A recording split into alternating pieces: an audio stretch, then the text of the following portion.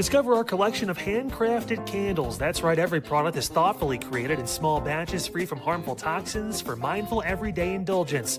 Our candles are hand-poured in coconut soy wax with natural wood wicks, offering a long-lasting burn and rich fragrances. Create a cozy, safe ambiance for your home with candles from Alley Rose Fragrances. First-time customers use the promo code InsideEdge20 to receive 20% off your order. AlleyRoseFragrances.com, proud sponsor of the Inside Edge Podcast Network.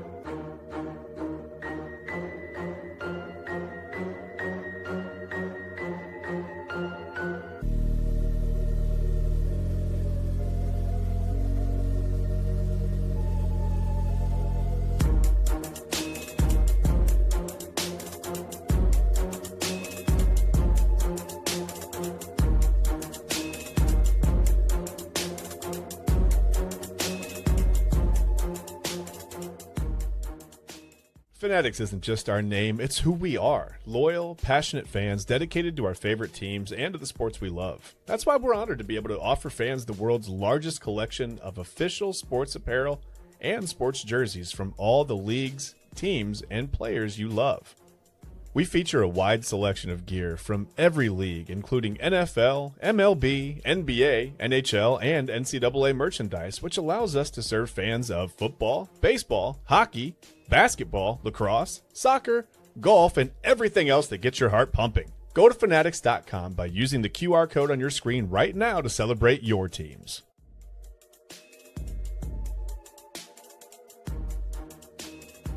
And welcome in, everybody, to another edition of Inside Edge Primetime here on the Inside Edge Network. Chad, Ryan, to my right, your right, everybody's right. No, the curtains are not closed. We're just getting started. Here we are, Inside Edge Primetime.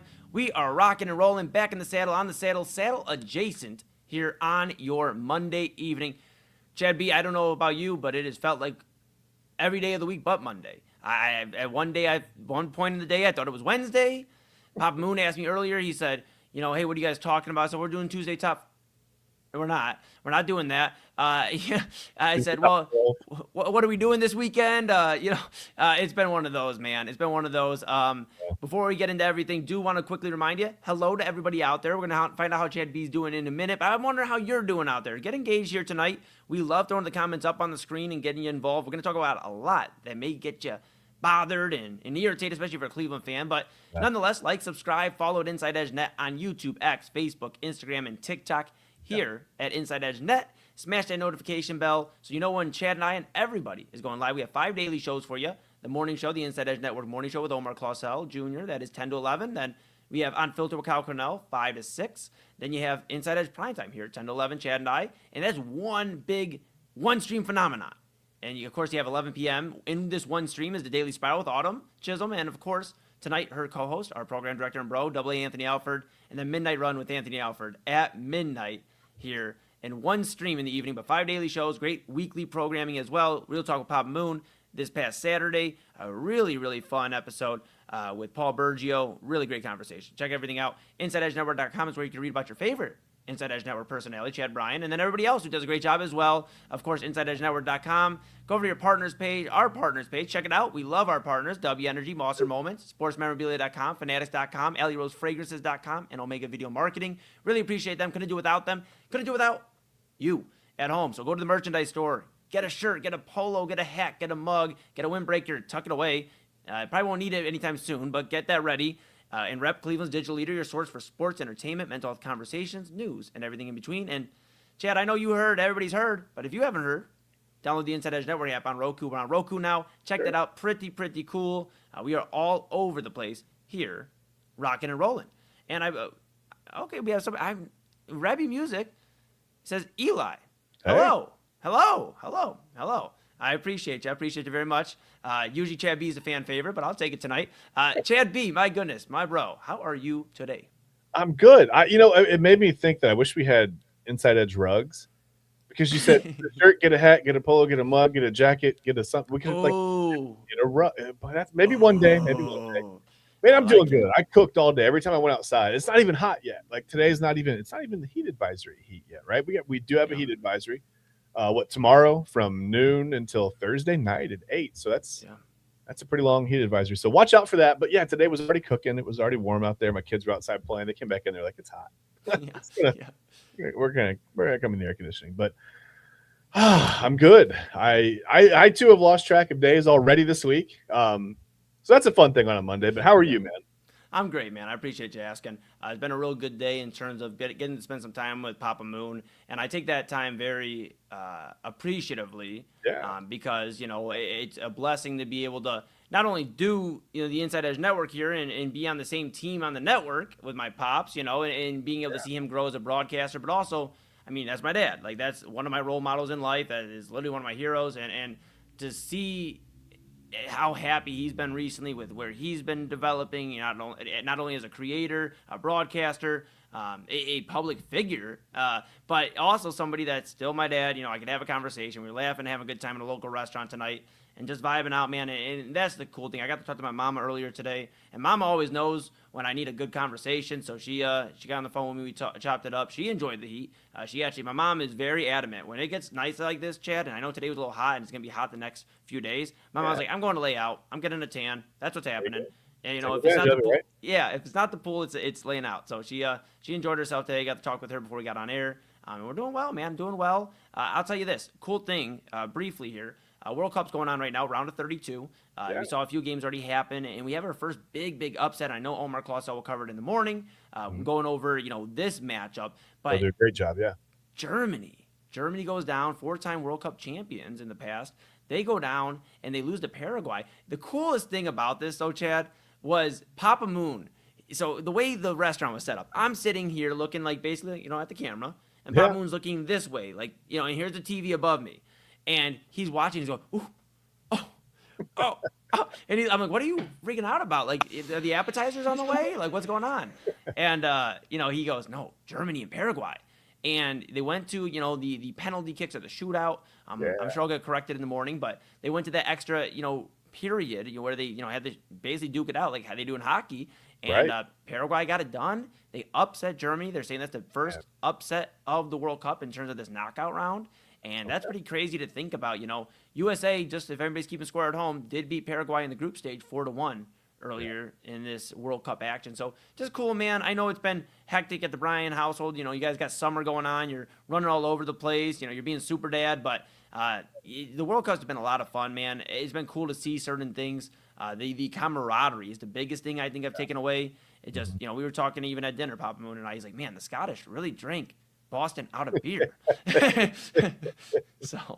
they did it in such a classy way too. It's not like I've been loving seeing. I've said it before. I'm not even sure what show. I know I talked with Autumn about it one night, but I've been loving seeing like all the fans from different countries come in, and Norway with the team row up the escalator or whatever, and like you said, the Scottish fans in the streets putting traffic cones on statues and just having a good time and singing at Fenway, like all the stuff, man, that the Japanese fans cleaning up the stadium after themselves, after a game is just some of that stuff is just so amazing to see. And everybody seems to be having a pretty good time, with their trip while they were here. So, a lot of really good stuff. And I'm sad that I haven't seen as much on the field action as I've wanted to. It's just, you can only go in so many directions at once. Usually it's just one. But I just haven't seen as much as I've wanted to. It's been an amazing World Cup, and it's pretty cool to think that a lot of it has happened right here. Pretty cool. Yeah, absolutely. It's been incredible. Right here in my studio. That would be weird. It would not be regulation size at all. I was like, is there enough space there? I mean, it's no. It's like foosball. Yeah, no grass. I know they like to play on grass. No grass in the studio. No grass. That was a no from my wife. She said no grass. I said, okay. Well, I heard that lawn may need cut here soon, so maybe you could supply. I don't know. Maybe not this week. I'm gonna let the heat do its thing, and we'll see if it grows or not. We'll see what happens. That's fair, pal. Hey, we got a lot to break into, get into. We want to start with that World Cup because that was some big news. And Netherlands and Morocco are duking it out right now here in the round of 32. Pretty cool. This is a battle between a semifinalist and a quarterfinalist from the previous World Cup. So kind of cool to see there. But we're gonna kind of kick things off with the kid from Akron, the king here of Cleveland, the only championship, one of the guys who brought a championship here and the main catalyst of the first championship in Cleveland, 52 years.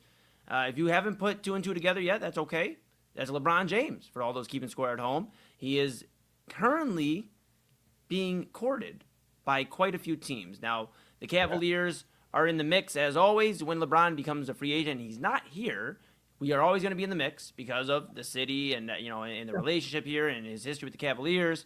But there's some other teams to keep in mind too, Chad. And I'm curious what your thoughts are because I've been thinking on this. I've been seeing the reports all day, from different reporters about, he really wants to go there to the Warriors. He wants to go play with Anthony Davis. And he has to get Anthony Davis or he's not going there. And then you hear, there's still murmurs, just murmurs of him going to Miami. Maybe rekindling there, teaming up with Giannis and Bam and creating like a mega front court there. And then, of course, you have the Lakers. They are the fourth team you would think about. He did play there, the last, 5-6 years of his, 6 years really, of his NBA career now. And you think with all this stuff going on, maybe he goes back there. So my question to you, Chad Bryan, is not necessarily where does he go, but where should LeBron James go? Should it be Golden State, Los Angeles? Should it be Miami, Cleveland, or maybe a team I haven't mentioned?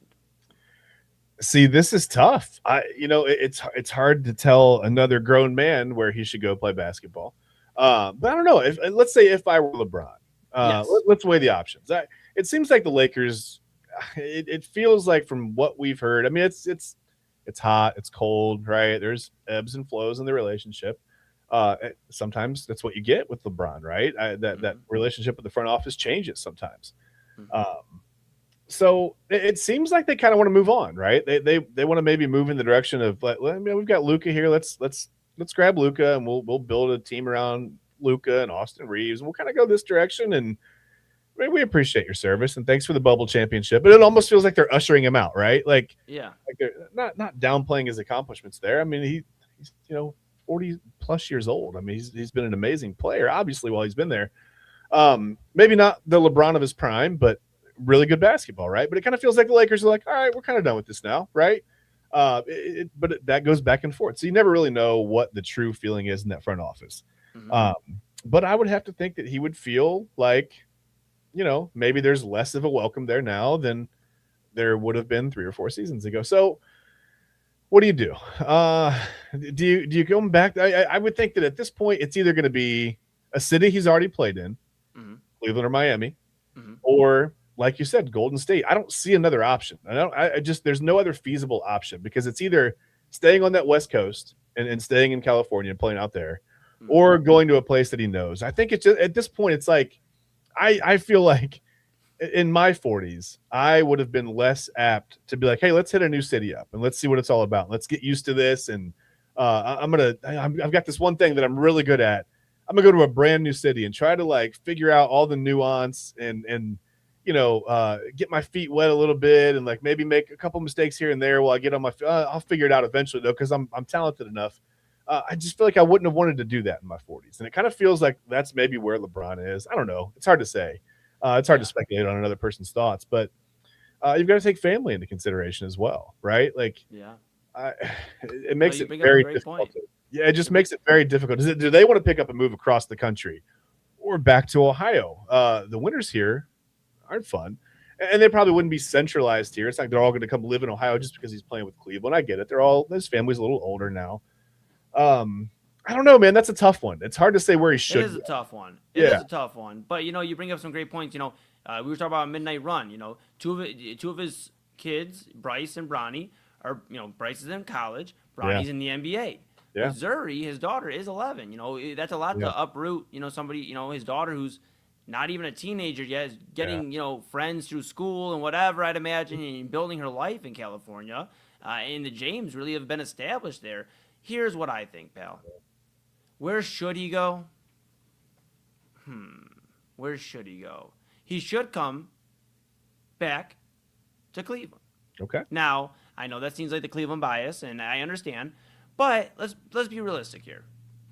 LeBron the reports have been he wants to be happy. That is not about the money. Well, if those are the two things, we certainly don't have the money here right now in Cleveland to pay him. Right. And he's been happy here before. He's won a championship. He's from Akron. I know he said he doesn't really like going to Akron as much anymore, but he does have that familiarity here. And we truly, in Cleveland, treat him like royalty. Now, you've seen it at times in Miami, but it was short-lived. In Los Angeles, like you mentioned, there's never been a strong relationship, a respect almost, it feels like, for LeBron. It's kind of taken for granted. And, you see those different turnabouts. In Cleveland, he's always been treated like royalty. He's on every banner. He's on every commercial. Those are the economy of Cleveland thrived when LeBron James was here. So if he wanted to maximize happiness and not get paid, Cleveland's your spot. That right now, because we are literally in the second apron until James Harden decides to sign this deal, and we'll see the multi-year extension that multiple reports are speculating. I believe Shams had it, Brian Windhorst had it before, talking about all offseason James Harden's going to take this lower deal. So we'll keep an eye on there. And with the Warriors, it gets a little muddy because I believe it was Shams Charania from ESPN who had reported that Kristaps Porzingis. Now this is after Draymond Green declined his player option earlier today, and then he put out the Batman signal and said, on the Draymond Green podcast tomorrow. Okay, we'll see. I have a weird feeling. I'll get to that in a second.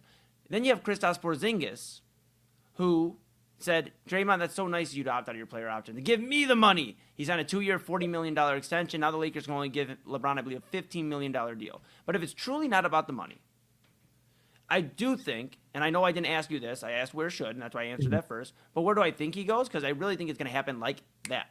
Midnight starts free agency. Yeah. I believe it's going to be pretty fast for LeBron James. I truly feel like this is going to be something that doesn't drag on very long. I believe this is going to be something that by midnight, we might have an absolute answer. It technically starts Tuesday evening, so not at midnight, but I know the negotiations can start tomorrow. You can sign by tomorrow. So not midnight, but again, in the world of reporting, we will get these answers. So I do think there will be news on where he's going by midnight. Okay. With that being said, this is the NBA's version of the legal tampering period, by the way. Correct. Yeah, I think he will end up in Golden State. I truly do. I do.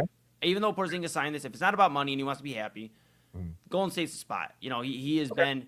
He's never really been any. There's never been any backlash between him, Steph Curry, Draymond Green, any of those guys. He has respect for Steve Kerr. You've heard it. Throughout the talks they've had and Team USA and all that other stuff. Yeah. You see that. I just think he ends up in Golden State, regardless of the Porzingis signing. I think the Warriors are going to go, look, man, we'll bring you on. You're not going to get a lot of money, but we'll bring Anthony Davis. And I think they're just going to have a fun year. Will it self-implode? Will they work out? We'll see. But as much as a sobering thought as it is, and we don't want to see it in Cleveland, I just think LeBron James will be a Golden State Warrior pretty soon. Okay, so by that metric now, you've answered I was going to say if he's feeling nostalgic, it's going to be Cleveland or Miami.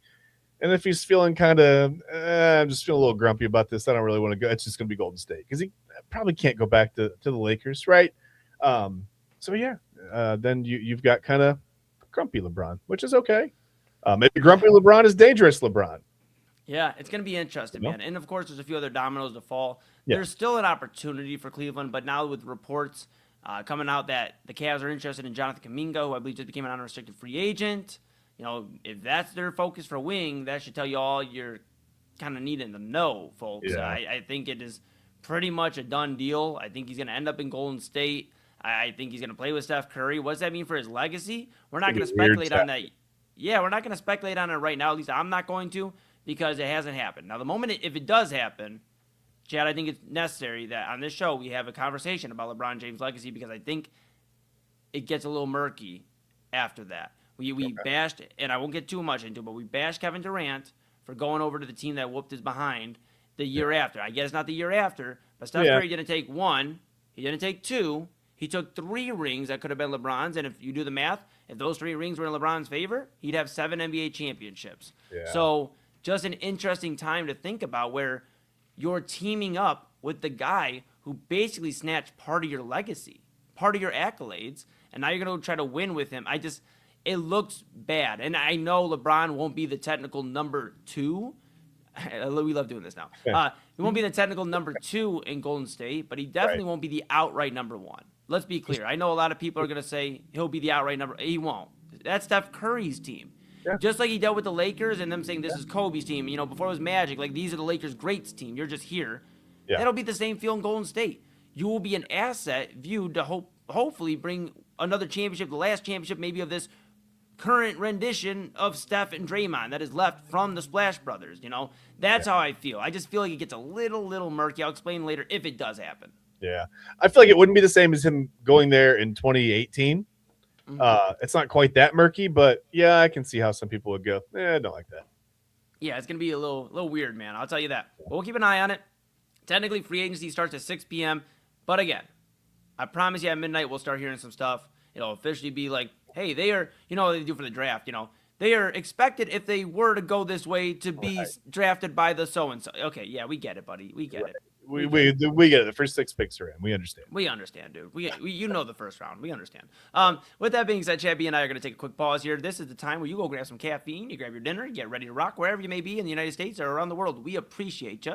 We'll be back after a quick word from our partners, and we're going to get into some more NBA free agency. It is a NBA heavy night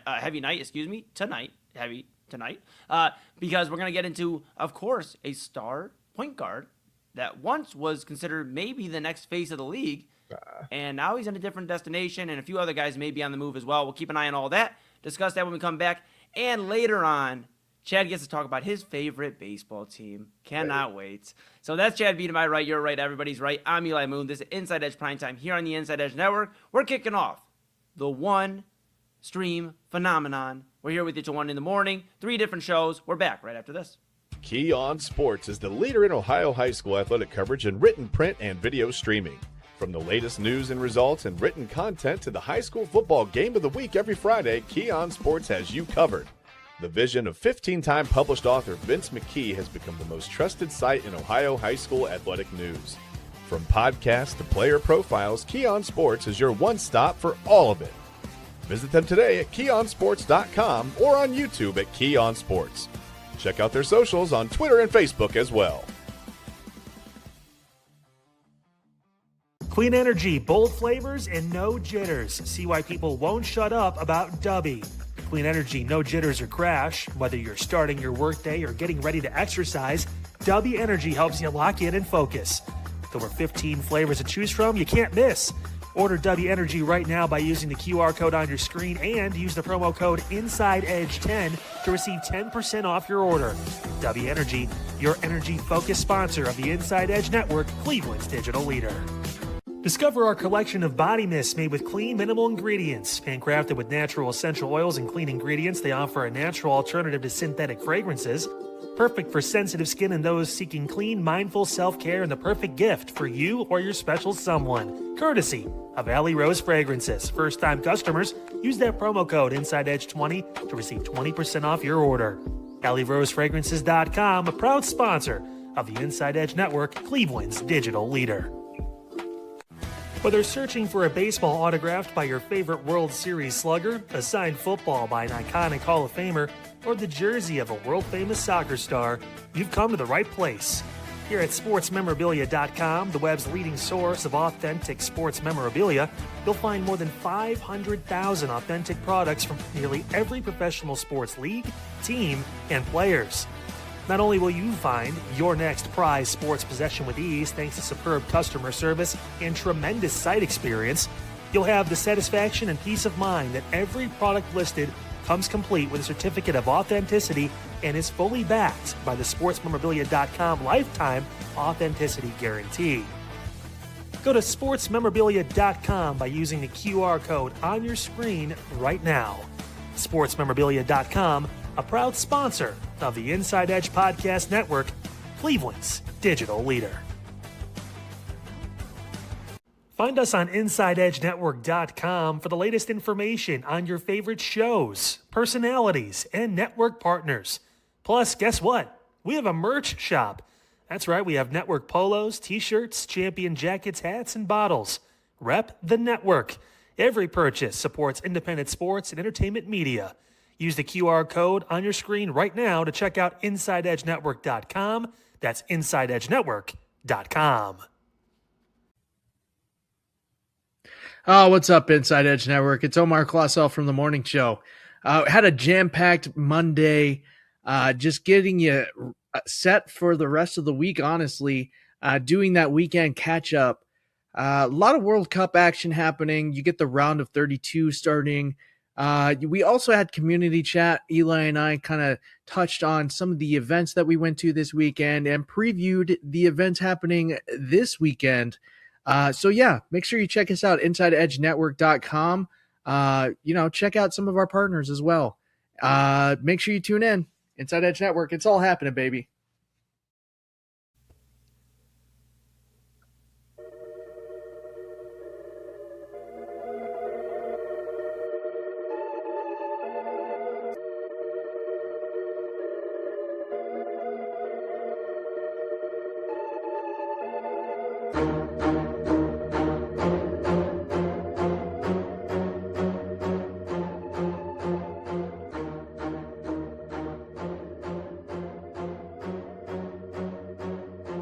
And welcome back to Inside Edge Primetime here on the Inside Edge Network. Chad Bryan to my right, you're right, everybody's right, and I am Eli Moon. We are back in the saddle, on the saddle adjacent here, getting rocking and rolling here with you.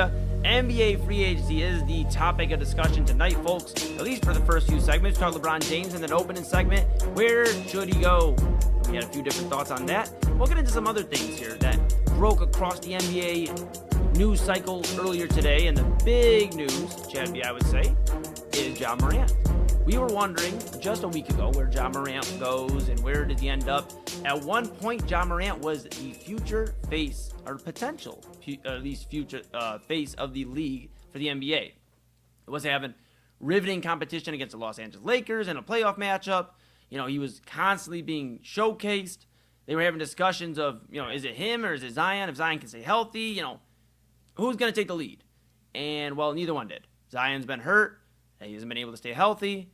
And Ja Morant cannot stay on the court for other reasons. And, it just seems like it's been a maturity thing for Ja Morant. The multiple just silly mistakes. And it has really crushed any momentum he had in Memphis. They parted with his running mate, Jaren Jackson Jr., who's now in Utah. We'll keep an eye on what the Jazz do this upcoming season. And now Ja Morant was sitting there wondering, hey, guys, where do you want me at? Who wants me, And the trade value is super low for Ja Morant. The Grizzlies, however, did find a taker, Chad B, and he will now be a Portland Trailblazer. He ends up getting traded today. Jeremy Grant and Chris Murray going from Portland to Memphis.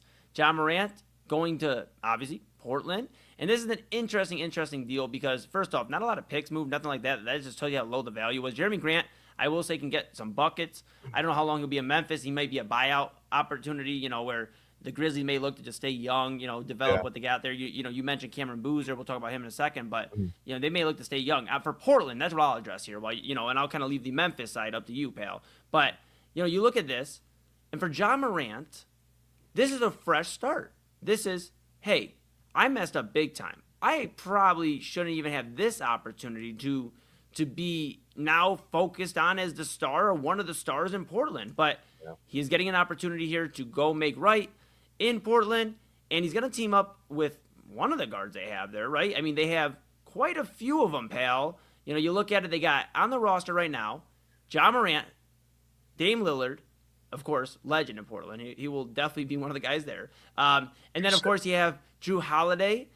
You see that, and just a slew of point guards there in Portland. It's kind of interesting, right? Because with all the guards they have there, you start wondering, well, who are they going to rock with, right? Like, they surely aren't going to keep all of them. Drew Holiday, Dame Lillard, Ja Morant. That just seems like a lot going on. Yeah. Somebody's getting moved, pal. That's what I will say for the Trailblazers. What this means is they're going to go big game hunting. And believe it or not, they believe they're in the spot where they can. Okay. I don't know if the Western Conference is that wide open where a one more star makes them the favorite by any stretch, but it makes them surely competitive. Let's think about it. Portland was a team that started catching some buzz at the end of the year, had a surprising year. Denny Avdija, who I'm a big fan of, I got to be honest. I have a song, literally one of my singles I dropped this year is called Denny, and it's after Denny Avdija. So it tells you how much of a fan I am of Denny. Go check out Denny on my Untitled page. But, I think it's going to be cool to see him as the 3. And then you have a backcourt with the reports are coming out that Trailblazers are planning to have Ja Morant and Dame Lillard, or Dame Lillard, Ja Morant, however you'd like.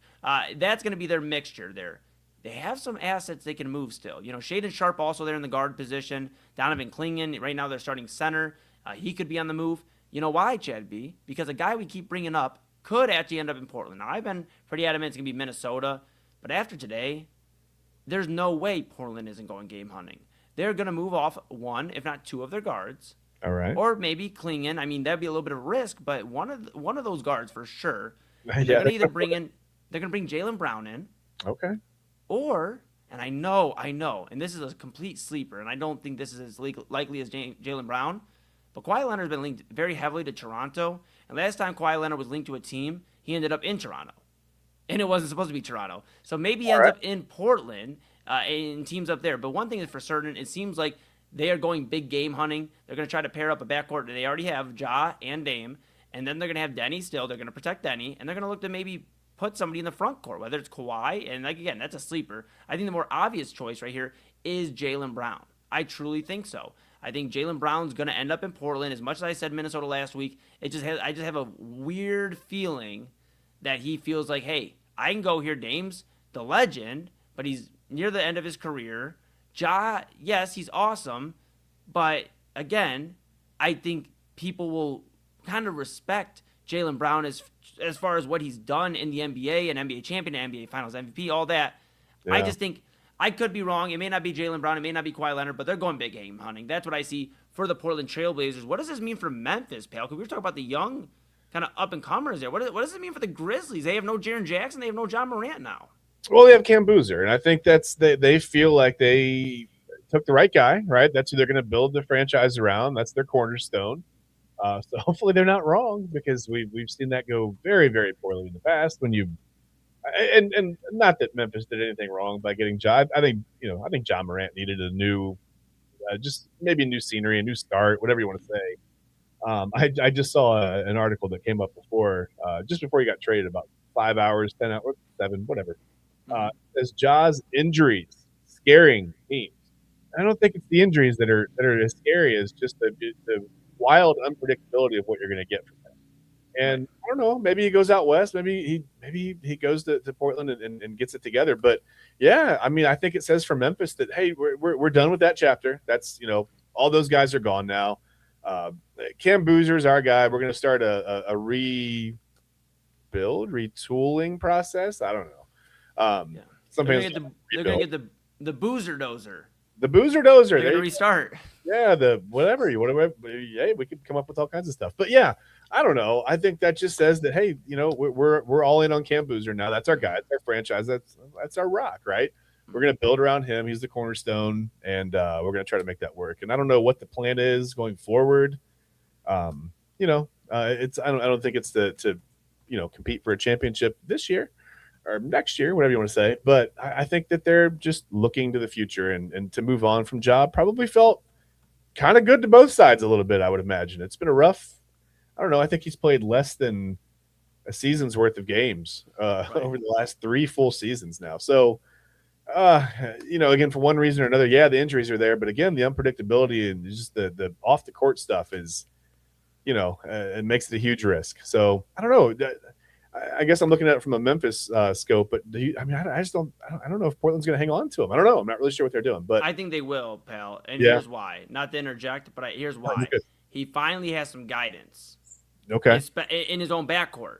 Okay. You got to think, when he went to Memphis, he was drafted. Yeah. He was drafted as the starter. There was nobody to be like, hey, Ja, look out for this, look out for that. Dame Lillard has kept a clean record. He is literally a community guy. He is what you look for when you're looking for a star. He's in the community. He plays great basketball, and he's a leader. He's somebody that we are looking for still in Cleveland in terms of leadership, and that's what Dame Lillard projects. I know he doesn't have that NBA championship, but I think this is a perfect spot for Ja Morant, because Dame Lillard will take him under the wing and go, hey, dude, it's like you have to look at what you could lose here.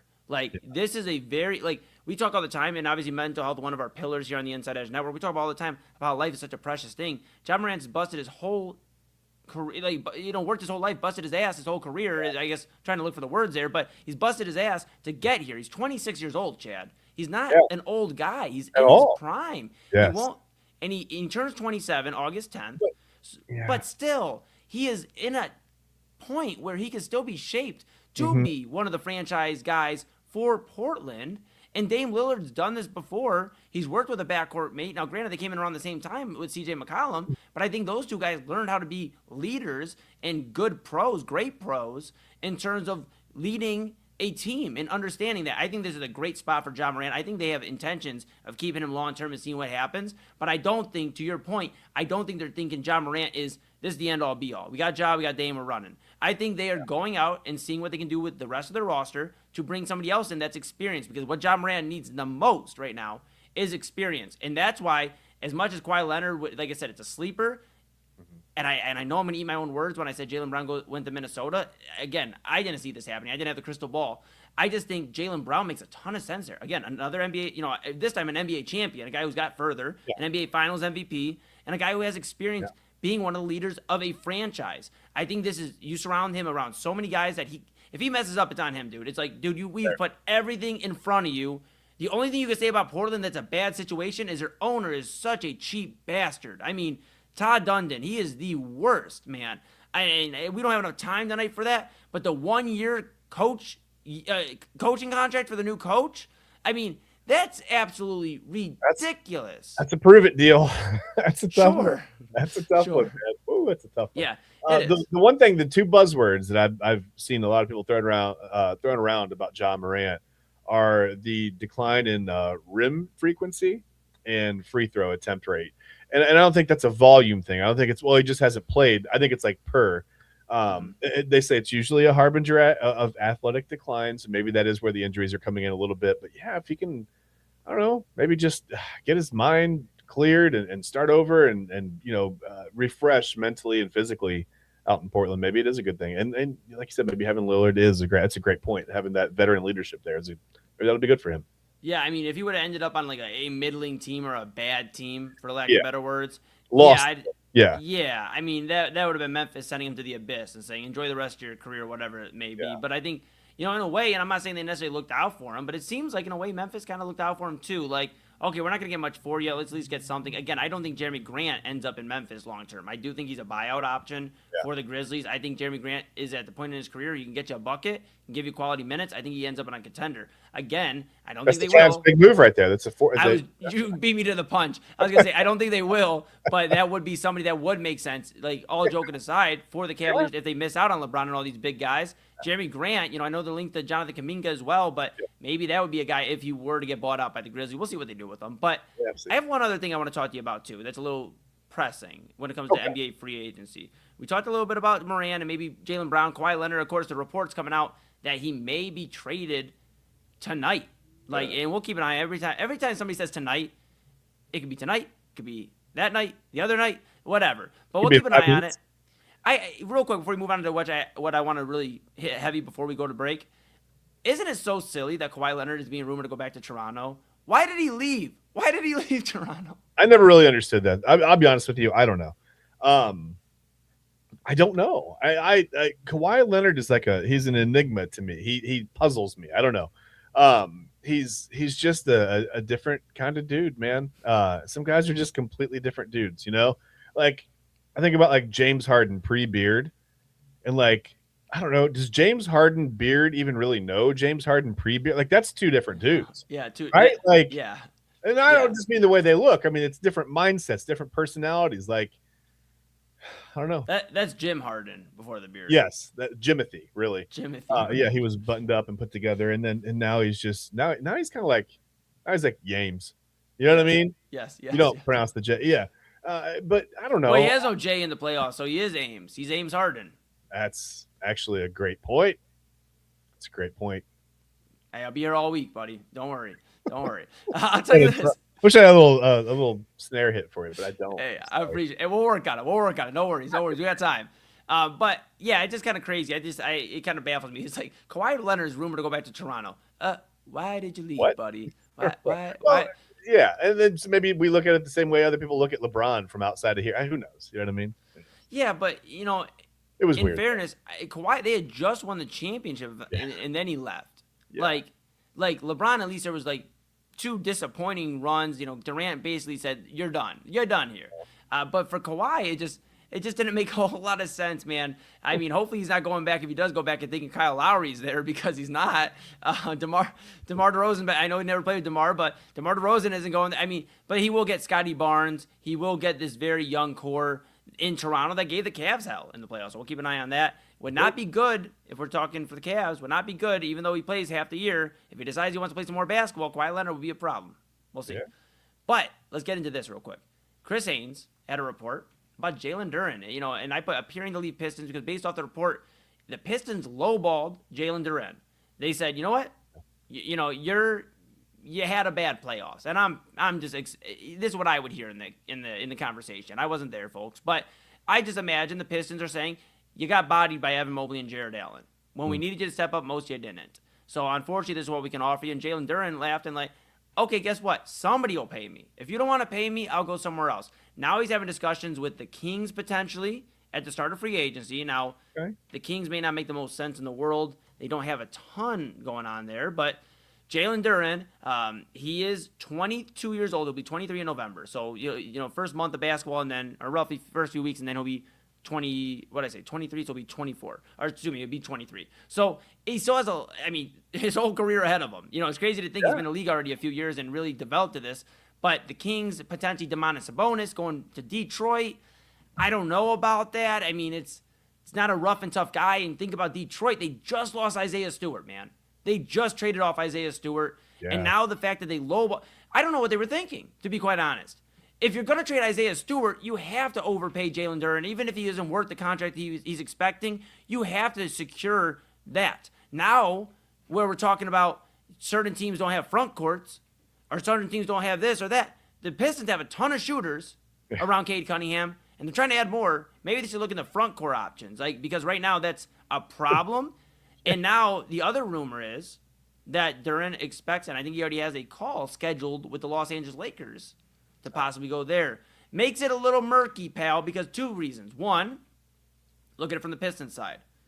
They were giving the Cavs hell as well. That was the theme of the Cavaliers playoffs. But they were giving them hell. They were looking at, hey, we're going to be the next rising team. We're going to get out here. We're going to do this. And now they're going to have a ton of questions. If they can't make amends, which don't seem like they will with Duren, they're going to have to figure out a new front court. And no Stewart, no Duren. I mean, that's a problem, man. So for the Pistons, from literally 24 hours ago to now, because this wasn't expected, and now it seems like the Pistons may be in big trouble. But what this kind of scares me about is, okay, if he goes to Los Angeles, let's say, pal, what does that mean for LeBron James? Because the big talk is if he goes to Cleveland, it's going to be a sign and trade. Jared Allen's probably on the move. Well, if they get Duren, they don't need Jared Allen. They got a young center that played pretty well, had one of his best seasons, the most improved player, finalist this past season. Why would they need Jared Allen? So that kind of limits your LeBron opportunity if you're Cleveland, because now you can't really trade anything to go get him. So you'd have to sign him, and you don't have much money. So this gets a little murky, man. What are you have any thoughts? Any crazy thoughts on Mr. Duren? No, I don't have any real thoughts. What did he want? What it says that there's a sizable distance between the two sides in the talks. What did he want? I'm looking at all the Kings. I think he was looking for close to a max. He was looking for the extension, close. I believe close to the max, man. He based off the season he had, he was in all NBA discussions. He is most improved player finalist. I think he was expecting some big money, man. And I mean, I don't know how far away, or how far apart they are, but that's just silly business by the Pistons. We've seen in the NBA, you have to pay. It's an overpay. It's not like other leagues where you can kind of negotiate and be like, dude, you're worth this much, or go test the open market. And other NFL teams aren't going to pay you. Other MLB teams aren't going to pay you unless you're the Dodgers. But in NBA, they will overpay. I will never forget when Timofey Mozgov left the Cavaliers for the Lakers and they paid him $64 million. That is the reality of the NBA nowadays. If you're not going to pay him, he's 23 years old. Yes, he had a bad playoff run. He's 23 years old. Yeah. So the fact that they're letting him walk, I think the most sense for him would be the Lakers. Steady. Yeah. I mean, I'm sorry, I didn't mean to cut you off, but he's been pretty steady. I mean, his scoring has basically improved every year. He's not a bad player, man. I don't know. I feel like you're right, though. In the NBA, you do kind of have to overpay because there are really just middle of the road teams and franchises that they'll overpay for a guy just to have him there. It might take him from 26 wins to 32. You know what I mean? It's not like it's not going to get him over the hump, but that happens all the time in the NBA, and it's like that. Some of the free agent signings, like, they just don't make any sense to me. Like, why would you go? Like, why would that team even be interested? Like, why would you? Yeah. But you're right. I mean, you overspend. It's what it is. God bless NBA players, man. Like, that TV deal, that's awesome for them, man. That's amazing. Like, there are guys just making money hand over fist, that are very, like, in NBA terms, average players. I'm not trying to throw shade at any of these guys. Right. They would clearly come to the local open gym and clean up court. They would just completely I think we could hold our own, Chad B. Well, it depends. We need a center. We need some high. You know what? Exactly. What's Jalen Duren doing? Where's Kyle Cornell at when you need him? Yes, let's get him out there. We need an inside edge basketball team. That's it. We're working on it. We're working on it. That's what we got to do. Yeah. All right. I'm working on it. I love it. So if you're 6 and over and you want to be on air, the on air is not the important part. We're getting a rec basketball team. No, we need you in the air. Actually, we need you getting the boards. Yes. On the air is cool too. But no, I agree, man. It's like, this is actually the most baffling. And we've seen some baffling moves already, or like some shocking moves. Yeah. I love the NBA offseason. I love it. I've wild. told you, and I've told I've expressed here on the network, especially here on Primetime, that out of all the sports, basketball is my favorite. Like, I love all the sports. I am a sports. I sports head, a sports historian. I love this type of stuff. But like, basketball is like, I love it. In the NBA offseason, you just never know what to expect. Nobody saw LaMelo Ball being traded. I mean, Jaylen Brown, you started getting murmurs before the offseason really kicked off. But, I mean, that kind of started the offseason once Boston got bounced. I mean, this is cinema, man. This is cinema. And I love it so much. In baseball, where the free agents are going. There are tiers, right? Like, the top 5 or 6 guys are going to the top 5 or 6 cities, and that's it, right? And then that middle tier, they're going to the next, like, it's going to be like the Braves, the Padres, the whatever, that second tier. And then, the teams that just aren't going to be, and the guys are going to sign people off the scrap heap, right, for organizational depth. Well, he'll shuttle back and forth between the bench and AAA. We need, we got to have a utility guy. Where they're going. But in the NBA, it's like, who signed where? What? And the NFL, you pretty much know too, even though there's parity and whatever, because the fit makes sense. But in the NBA, you don't know. You never know. You're spot on, bro. And that's like why for baseball for a moment, that's why Edwin Encarnacion signing with the Indians at the time, the Guardians now, but signing there was like, no, he didn't. Like, I read the report, I was like, okay, how much money they signed him to? Oh my goodness. So crazy, man. Hey, Chad B, great discussion. NBA free agency is just starting off though. Official tomorrow at 6 p.m. So we'll have a lot to talk about tomorrow once the smoke kind of starts clearing a little bit and we get a little bit more idea. We're going to take a quick pause here. We're kind of running up against it. Daily Spiral with Autumn Chisholm and AA Anthony Alford as our co-host, our program director, and our bro. They're going to do a great job. I already know it. I just got a good feeling. That's at the top of the hour at 11 p.m. Then AA will take the baton and go to Midnight Run with Anthony Alford. He'll rock out and do his thing. Very, very fun one-stream phenomenon for you. Megathon, whatever you want to call it. We're still working on the name, workshopping it. So if you have any ideas, let me know. Let us know. But that's Chad B to my right, your right, everybody's right. I'm Eli Moon. This is Inside Edge Primetime here on the Inside Edge Network. We appreciate you so much so that we'd love for you to like, subscribe. Make sure you follow at Inside Edge Net on all of the socials. Go check it out. Smash that notification bell. Check out the website, InsideEdgeNetwork.com. Read about your favorite personalities. Check out our partners page. Go get something nice at the merchandise store. Rep Cleveland's digital leader and your source for sports, entertainment, mental health conversations, news, and everything in between. And you see it below. Go download the Inside Edge Network app on Roku, baby. Let's get it. All right, we're going to take a quick pause. When we come back, I know Chad B's got some things to get off his chest. I may too. We're up against it. I'm going to hand it off for him to get some things off his chest about his favorite NL East team. Some would say his favorite sports team out of all teams. You count baseball, you count basketball, football, hockey. You even throw in some of these other sports, soccer, lacrosse. Pickleball. None more important to Chad Bryan than the New York Mets. We'll talk about that to close the show when we come back. Stay with us, everybody. Key On Sports is the leader in Ohio high school athletic coverage in written, print, and video streaming. From the latest news and results and written content to the high school football game of the week every Friday, Key On Sports has you covered.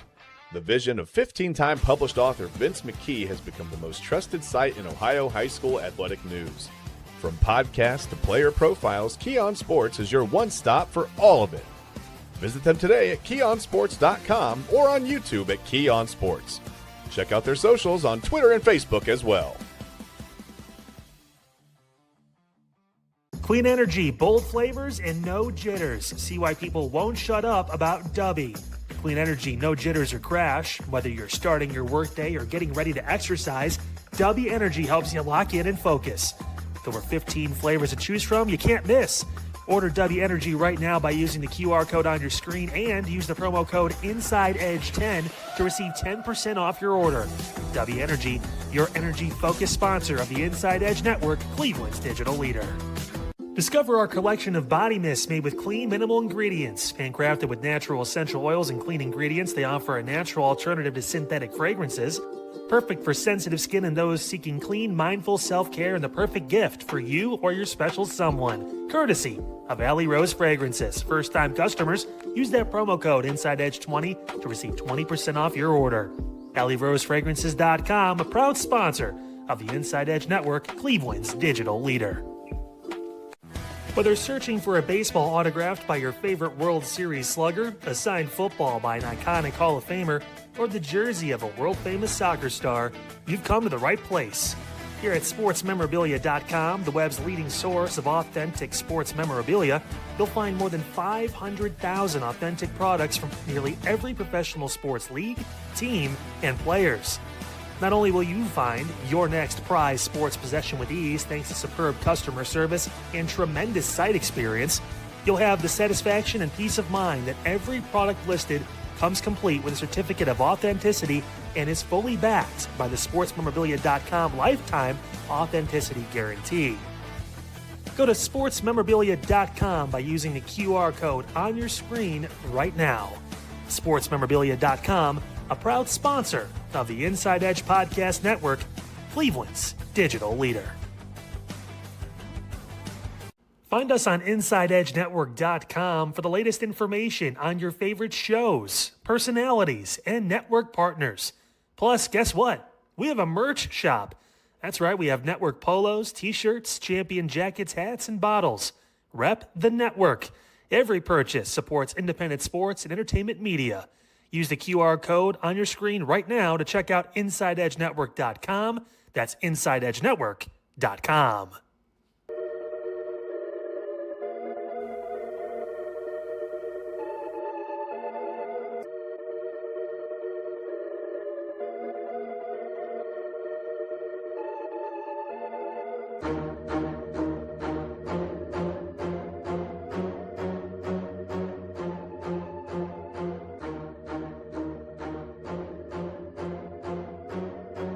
Ladies and gentlemen, I cannot hear the intro music, so we're just rocking with it. Chad B to my right, you're right, everybody's right. I'm Eli Moon. We're back in the saddle, on the saddle adjacent. Where, you ask?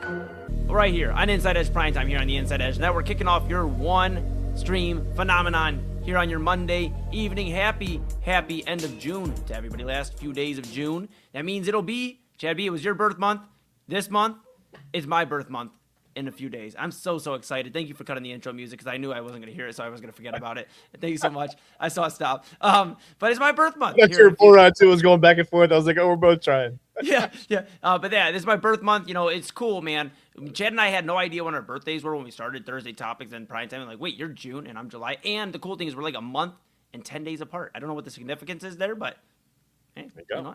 There we go. I thought you were saying I didn't know when my birthday was when we first started. I have no idea. I taught Chad when he was born, and you know that's actually what helped create our close bond. He tracked down my birth certificate. I was like, wow, this is me. I'm an actual person. Yes. Hey, make sure before we get into our last few minutes here at the show, like, subscribe, follow Inside Edge Net on all the socials. Check us out. Hit that notification bell so you know when we're going live. Appreciate the support. Last week was one of our biggest weeks in Inside Edge Network viewing history. We've been around since September 2025. Thank you to everybody out there. We appreciate you so much. It makes us truly happy. Check out, of course, Inside Edge Net on all the socials, InsideEdgeNetwork.com. Go read about your favorite personalities. Check out the shop, the merchandise store, and check out our partners page. A lot of great deals there. And download the Inside Edge Network app on Roku, because we're there as well. We're everywhere. We're everywhere with you. Everywhere. Everywhere. All right, Chad B, we got about roughly a minute or two. I'm going to hand it off to you. I know you're going to take it easy on them. It's your favorite team. It's the New York Mets. I What do you could feel about that? dislike a team more, Eli. Listen, we all know the Mets met. That's what they do. They just typically metting doesn't start until, I don't know what, late July, early August. They have like an 8.5, 10-game lead, and then they'll just slowly start diving down the standings and losing games. Well, they got it out of the way early this year. They're 35-50. They're 1-9 over their last 10 games. They're 19-24 at home. They're 16-26 on the road. They're 15.5 games out of first place in the NL East. And, you know, I think the most disappointing part, like when you look at the Mets on paper, they should probably be leading this division by 8 games. They're by far on paper the most talented team. The Braves are right there. The Braves are talented as well. Yeah. But man, the Mets and the Phillies are so talented. Carlos Mendoza's out. Andy Green's in as manager. And you've got Eric Chavez on the EC3 podcast, on his own podcast, saying that, President of Baseball Operations David Stearns is allowing Juan Soto to basically be coddled and to act, for lack of a better description, like Barry Bonds, right? And stay away from the team, sit on couches near the batting cages, not even in the dugout with the team. He takes batting practice, ignores his teammates. And when someone said something to Stearns, I think it was when Eric Chavez was actually a coach there, he said something to David Stearns, and Stearns said, hey, what about these guys? Man, like, you're treating all these guys different than Juan Soto. Stearns said, these guys need to learn that they're not Juan Soto. Okay. Oof. That's true. They're not Juan Soto, but we're all heading the same direction here, right? We're all in the same clubhouse. We've got the same goal. Well, we're supposed to have the same goals, right? All 26 guys on the roster are supposed to have the same goals. They're supposed to head the same direction. The Mets clearly have a clubhouse. They have a clubhouse problem. They have a chemistry problem. They have a culture problem. The Mets are just a problem. They stink. I'm so glad to say the Mets stink, Eli. They're awful. Awful. You really disappointing. Feel. Awful. They're a disappointment. Did you see the leadoff home run by George Springer? He did not hit it over the wall. In fact, he just hit it past Juan Soto, and neither of the outfielders could get it. But it was like, where's my couch? I'm tired. I don't want to. I love it. Look, just like, have a seat, buddy. It's okay. Good news for you, Bud, as a Braves fan, is I think we'll have a little bit more Mets things we can look at here in the back half of the not the back end, the back half of the MLB season. So keep an eye on all of that. Mets of course. Yes. That's what they are. All right. Hey, you heard me here first. All right, here's what we're going to do. Rent's due. I don't got it. You got it? Let's check our pockets. Hold on. I got this is a lottery ticket from a few days ago. That's a loser. We'll have a dime. Hold on. Put that down. Ooh, I got some lit. Oh, I got an InsideEdge Network business card. If you're looking if you're a local business and you need to, promote your business a little stronger, hit me up. I got physicals. That's not the rent. Half a pancake. Okay, I got like 60 cents. All right, we don't have enough. All right, let's just get out of here. All right, so we're going to change this here. Let's see if everybody comes on the screen with us. Oh, no, it's just us. Surprise. All right, dude, I got to be honest, real quick. We look so good in red. I mean, I matched tonight. I was like, my eyes? Oh, yeah, it brings out the red in my eyes. Okay, easy, pal. That's scary. All right, that's going to do it for Inside Edge Primetime. For Chad Ryan to my right, your right, everybody's right. I'm Eli Moon. This has been Inside Edge Primetime. Don't go anywhere, though. We are with you till 1 in the morning. Not us. Chad's done for the day. I'll be back with you at midnight. But it's everybody's favorite time of the 11 o'clock hour. It is the Daily Spiral. Where else would you be but the Inside Edge Network? Of course, we appreciate you for rocking with us. Everybody out there, we appreciate you. This has been Inside Edge Primetime, the Daily Spiral with Autumn Chisholm. And the coffee's brewing. Double A Anthony Alford coming up with her at the top of the hour. We'll see you guys tomorrow. This intro goes off. Fanatics isn't just our name, it's who we are. Loyal, passionate fans dedicated to our favorite teams and to the sports we love. That's why we're honored to be able to offer fans the world's largest collection of official sports apparel and sports jerseys from all leagues, teams, and players you love. We feature a wide selection of gear from every league, including the NFL, MLB, NBA, NHL, and NCAA merchandise, which allows us to serve fans of football, baseball, hockey, basketball, lacrosse, soccer, golf, and, well, everything else that gets your heart pumping. Go to Fanatics.com by using the QR code on your screen right now to celebrate your teams. That's Fanatics.com, a proud sponsor of the Inside Edge Network, Cleveland's digital leader.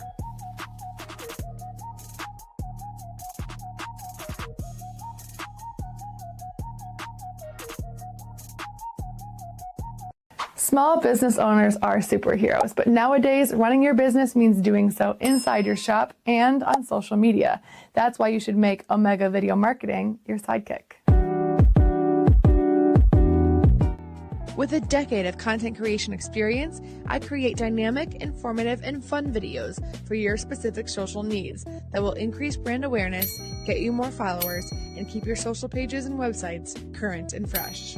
I offer flexible pricing and turn times and will work with you to understand your brand and your story. All of that comes from the heart. My award-winning expertise is just the cherry on top. So let's get connected. After all, your brand is the alpha and my expertise is the omega. Discover our collection of handcrafted candles. That's right, every product is thoughtfully created in small batches free from harmful toxins for mindful everyday indulgence. Our candles are hand-poured in coconut soy wax with natural wood wicks, offering a long-lasting burn and rich fragrances. Create a cozy, safe ambiance for your home with candles from Alley Rose Fragrances. First-time customers use the promo code InsideEdge20 to receive 20% off your order. AlleyRoseFragrances.com, proud sponsor of the Inside Edge Podcast Network. Moser Moments Photography is a husband and wife wedding photography team based in Cleveland, owned and operated by InsideEdge Network's very own Ryan Moser and his wife Hallie. For the past 10 years, they've captured more than 100 weddings across Northeast Ohio and beyond, always working together as a true two-person team. Their style centers on authentic, emotional storytelling, documenting the real moments between two people in love and creating images that feel natural, comfortable, and true to the couple. Rooted in Northern Ohio but inspired by their travels, Ryan and Hallie bring a warm, personal approach to every wedding day. Their work blends experience, consistency, and a genuine passion for helping couples relive their best day through timeless photography. Learn more at MoserMomentsPhotography.com by using the QR code on your screen right now. MoserMomentsPhotography.com, a proud sponsor of the Inside Edge Network, Cleveland's digital leader.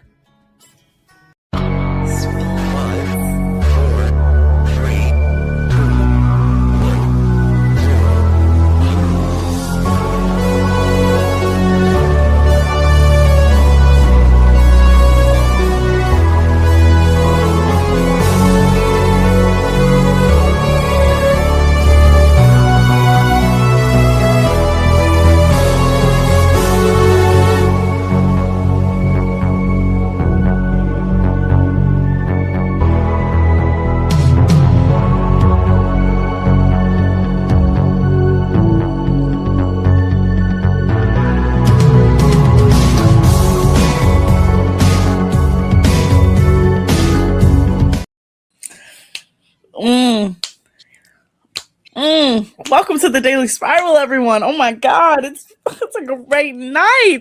Double A, how are you feeling? I feel great. I'm ready to go. I'm ready to break this down.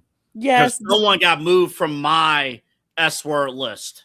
S-word list. He means his shit list, you guys. That person that he's talking about didn't get moved from mine. Hold on one second. Let me move myself into the frame. By the way, this is the GOAT. Everybody knows the GOAT. Shout out to you. Look at that. Yep. Mm-hmm. But you guys here are watching the Daily Spiral here on Inside Edge Network. Me and Double A are with you for the next hour.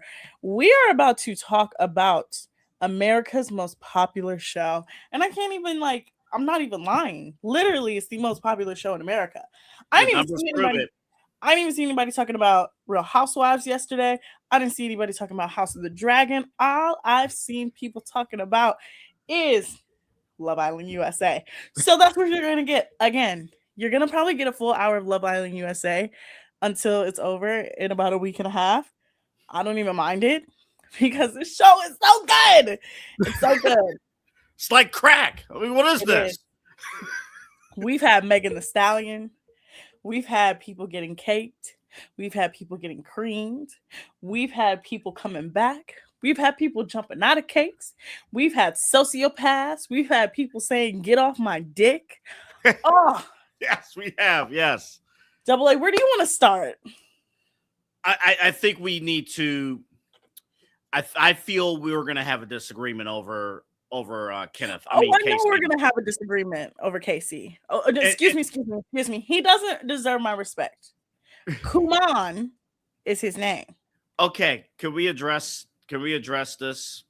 Again, I'm not all the way in Camp KC. I just want to make that clear. I don't want Love Island people coming after me or whatever. But I do have a question. What makes KC? If you just pop on the show and I said, "Man, KC's a bad guy," what traits has he displayed that shows that he's a bad guy?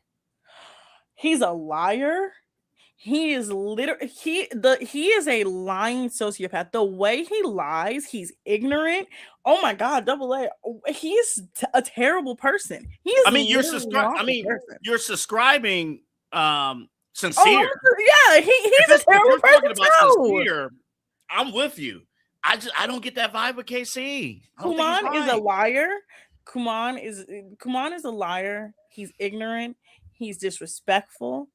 We saw it tonight. Okay, so we're not doing recaps no more. Okay, Double A told me the recaps are not in, so we're not doing recaps. We're gonna do highlights. Everyone already watched the show. Yes, we're gonna do highlights. Okay, so we actually have to start with yesterday's episode. Okay, because Friday's episode was a hot ass mess. All right, we all agree it was a hot ass mess. Yesterday's episode, of course, equally hot ass mess. The highlight of yesterday, of course, was Carl. Beautiful, beautiful Carl popping out that cake in the end. We also had Megan Thee Stallion doing another challenge. And I'm going to just say highlight. That was my highlight. I was happy to see that. I'm going to say this, y'all. If Megan Thee Stallion has to call you out on your behavior and your disrespect, then you're being disrespectful. And I'm sitting there. I'm like, didn't you go through some stuff? I wasn't like openly like questioning, but I'm like, man, it's like taking a Super Bowl advice from Josh Allen. I'm like, I don't know if this is the right way to go about this. All she said was, it was okay. So first of all, let me explain the scenario. So the girls had a challenge where the boys got to throw cakes at them, which I thought that was crazy. So the boys got to throw cakes at the girls got to shoot icing at the boys, right? Yes. Kuman comes up and he's like, if I had cakes, I would have cakes for everybody. Because he had a voice crack in there, right? And he decides to pick Trinity as the person to cake. He misses completely, by the way. Yeah. She's right in the front. She misses. And Megan Thee Stallion was like, KC, don't you think the way you went about it, because Trinity was like, well, I said what I said to you for a reason. You strung Anaya along, you wrote her off, you're being disrespectful. All the girls were getting on his ass yesterday. I am again grateful for that. But when he said, how was I being disrespectful? She looked at him and was like, do you not remember what happened in Casa Amor? And he looked like, oh shit, she actually did watch what happened in Casa Amor. Okay. I understand. I get it. Okay. Shoulder pads, going crazy. Like he was an animal. I get that. It's I guess my thing when he came back. He's been ignorant. Well, of course, because you got 4 or 5 women he was trying to explain himself and he's getting cut off every time. So yeah, TT stepped in. TT stepped in and said, pipe down. TT stepped in and was like, we're going to shut this down right now. She got a good talking to from a producer. That's what happened. She got a good talking to from a producer. A producer said, I will kick you out of this villa. If you want to stay, you better make up with these girls. That's what happened. Yeah, that did happen. I'm not going to disagree with you there. Like, that's exactly what happened. We cannot be having Anaya or any of the girls saying, is this Bad Girls Club? Like, we can't be saying. Yeah. And one little advice, because Autumn, I shared this with you and Christy. I shared this with the both of you. Like, all right, I saw something on social media. Like Natalie Nunn from you know her, Bad Girls Club, and she made a whole brand out of it. I'm like, I saw somebody tweeted at Trinity. It was like, hey, Trinity, when you come home, you're going to see a DM from Natalie Nunn. Do not open it. do not entertain. Don't do anything in relation to Baddies, Bad Girls Club, Juice, whatever channel she don't do it. Just stay where you're at, and you'll be fine. Y'all, as someone who watches Baddies, there is no way in hell the Trinity needs to be on that show. Baddies is a terrible show, but it is so entertaining. I watch it. It is entertaining, but it's terrible. But yeah, no. So we ended off Sunday's episode with Amora and Carl coming back out. Anaya looked ecstatic. She looked happy. Sincere looked like he saw a fucking ghost. As he should. And he did. Because of his actions. Sincere, when I tell you Double A, Sincere is the most sociopathic man and on this cast. Like, Casey is bad. Kuman is bad. Sincere, literally, oh my God. So I gotta explain Sincere. So Sincere and After Sun, because I watched After Sun. Because I did not watch After Sun this week. Okay, so on this week's After Sun, they teased that it was some unseen footage because everybody was like, it clearly, like, Kenzie and Melanie got removed from the fire pit, right? Like, if you hear it. And, like, they, like, bait and switched everybody to be like, oh, this is what you were going to see. But in our reality, you just saw the boys choosing if they wanted to stay single, if they wanted to go back, right? Oh, that was it? Yeah. So, Sincere gets up. He's waxing poetic. He's doing sincere things, making analogies and shit. And he goes, yeah, so I mean, if we had more time in here, I think, we would have been good together and I would have picked you. Yeah. Yeah, he did. And then what did he do when he came back to the villa? He came back to the villa and he pretended like he didn't say a damn thing. Yeah. It was only 2 days. It was only 2 or 3 days. That was it. 3 days. He came back to the villa and he told Melanie, "I missed you the whole time. I was with you the whole time." It was when I tell you, when you watch the scene of him saying it, and then in the back of your mind you knew what he said to her at the fire pit when they recoupled. It was like, oh my God, when I say he is a liar. I told my mom the other night, I was like, he is a liar that believes his own lies. And if you say you're lying, he's like, no, I'm not. You're like, yes, you are. He's like, no, I'm not. And then you tell him the lie. He's like, I said that? I didn't even know I said that. So you know what? So my question, Autumn, so as a woman, I don't know if you ever encountered that with a guy. Yes, I have. I've encountered a sociopath like Sincere. Okay. So I guess I don't know if you don't need to out the dude or what. I don't care how you go about this answer. But at what point did you realize that this guy was the way that Sincere is acting out? Because did it take some time, or did you know right off rip? No, I told you, Double A. I told you I can tell when a man is lying to me, like, fully. I'm gonna explain this, okay? I have a past. I don't mind talking about it. I found out years later that this man had a girlfriend, right? He not only got one girlfriend, he broke up with that girlfriend, still was talking to me, and got another girlfriend. The lies that would roll off of his tongue were just like immaculate lies. Like, if I was stupid and I didn't have any like brains, I would be like, oh my God, really? He once told me that because we started talking and I was like, oh, didn't you have a girlfriend? He was like, yeah, I did, but she decided that she wanted to date other people and she decided she liked girls better. That's never happened. They were still together. Literally every chance he could get to lie to me, he lied to me. He thought he was such a great liar that I'm like, bro, you're sick. You're sick. Double A, he was on vacation with this girl multiple times, texting me. Oh, that's not good. Yeah. And the only reason why I knew is because I'm like he would just be like, yeah, I'm here, and this. And I'm like, I know you're lying. I know you're lying. Yeah, I'm just chilling in Austin. Why are you in Austin? You don't even live in Austin. Yeah, I'm just on a trip. You're with your girlfriend. It was just it got to the point where I was just like, you're just gonna lie. You're just gonna lie. I don't know. Like if I'm going on multiple trips multiple trips. I mean, come on now. Come on. You want to know what's even dumber? I'm about to tell you what's even dumber before we go to break. This is going to leave you on a lovely cliffhanger. The most recent time I heard from him was April of this year. Oh. And he allegedly got married a year ago.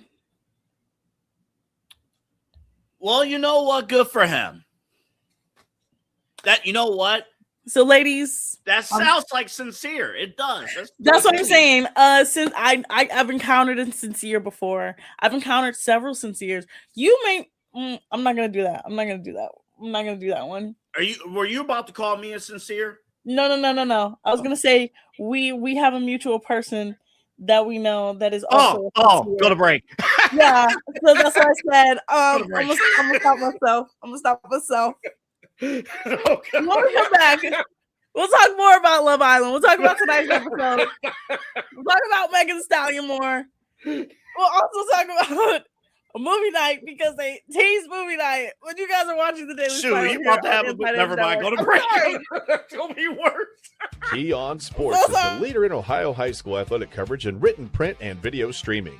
From the latest news and results and written content to the high school football game of the week every Friday, Key on Sports has you covered. The vision of 15-time published author Vince McKee has become the most trusted site in Ohio high school athletic news. From podcasts to player profiles, Key on Sports is your one-stop for all of it. Visit them today at keyonsports.com or on YouTube at Key on Sports. Check out their socials on Twitter and Facebook as well. Clean energy, bold flavors, and no jitters. See why people won't shut up about Dubby. Clean energy, no jitters or crash. Whether you're starting your workday or getting ready to exercise, Dubby Energy helps you lock in and focus. With over 15 flavors to choose from, you can't miss. Order Dubby Energy right now by using the QR code on your screen and use the promo code InsideEdge10 to receive 10% off your order. Dubby Energy, your energy-focused sponsor of the InsideEdge Network, Cleveland's digital leader. Discover our collection of body mists made with clean, minimal ingredients. Handcrafted with natural essential oils and clean ingredients, they offer a natural alternative to synthetic fragrances. Perfect for sensitive skin and those seeking clean, mindful self-care, and the perfect gift for you or your special someone. Courtesy of Alley Rose Fragrances. First-time customers, use that promo code InsideEdge20 to receive 20% off your order. AlleyRoseFragrances.com, a proud sponsor of the Inside Edge Network, Cleveland's digital leader. Whether searching for a baseball autographed by your favorite World Series slugger, a signed football by an iconic Hall of Famer, or the jersey of a world-famous soccer star, you've come to the right place. Here at SportsMemorabilia.com, the web's leading source of authentic sports memorabilia, you'll find more than 500,000 authentic products from nearly every professional sports league, team, and players. Not only will you find your next prized sports possession with ease thanks to superb customer service and tremendous site experience, you'll have the satisfaction and peace of mind that every product listed comes complete with a certificate of authenticity and is fully backed by the SportsMemorabilia.com lifetime authenticity guarantee. Go to SportsMemorabilia.com by using the QR code on your screen right now. SportsMemorabilia.com, a proud sponsor of the Inside Edge Podcast Network, Cleveland's digital leader. Find us on InsideEdgeNetwork.com for the latest information on your favorite shows, personalities, and network partners. Plus, guess what? We have a merch shop. That's right, we have network polos, t-shirts, champion jackets, hats, and bottles. Rep the network. Every purchase supports independent sports and entertainment media. Use the QR code on your screen right now to check out InsideEdgeNetwork.com. That's InsideEdgeNetwork.com.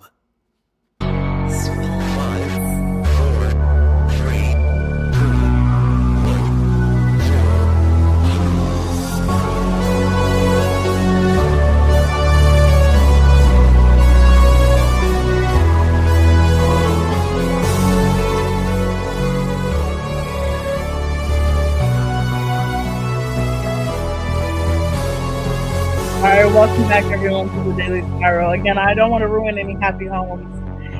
We're not going to talk about that person no more. But let's move on to tonight's episode. Again, no recaps. We're just going to highlight some things that we've seen. So this is where I don't understand you saying that Casey has changed.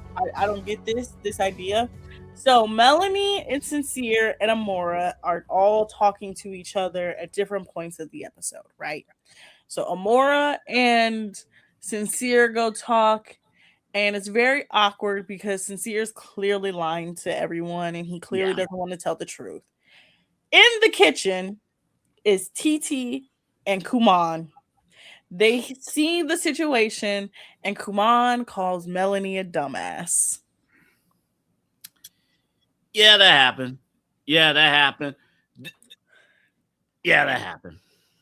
So once again, when when I say this episode, I truly clocked his shit, right? I clocked his shit. If you don't know what I'm talking about, I went on TikTok.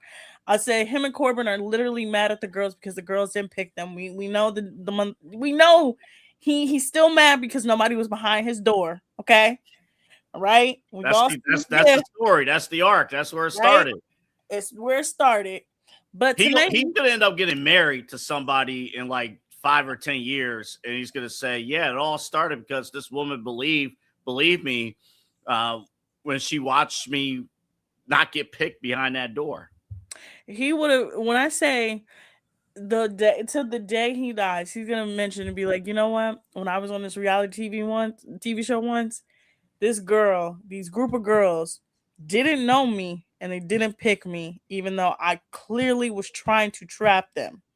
Because he was not trying to trap. You were saying he's trying to trap all of them, or at least the core four. He's still behind the plant. Hold on. He's still behind the plant door because he thought that the girls like plants. He literally admitted that, and the girls were like, "Yeah, no, that's not the way to get us, right?" No, so it's clear that nobody believes in the environment. I understand. I get it. No, I'm effing with you. Yeah, you are right though.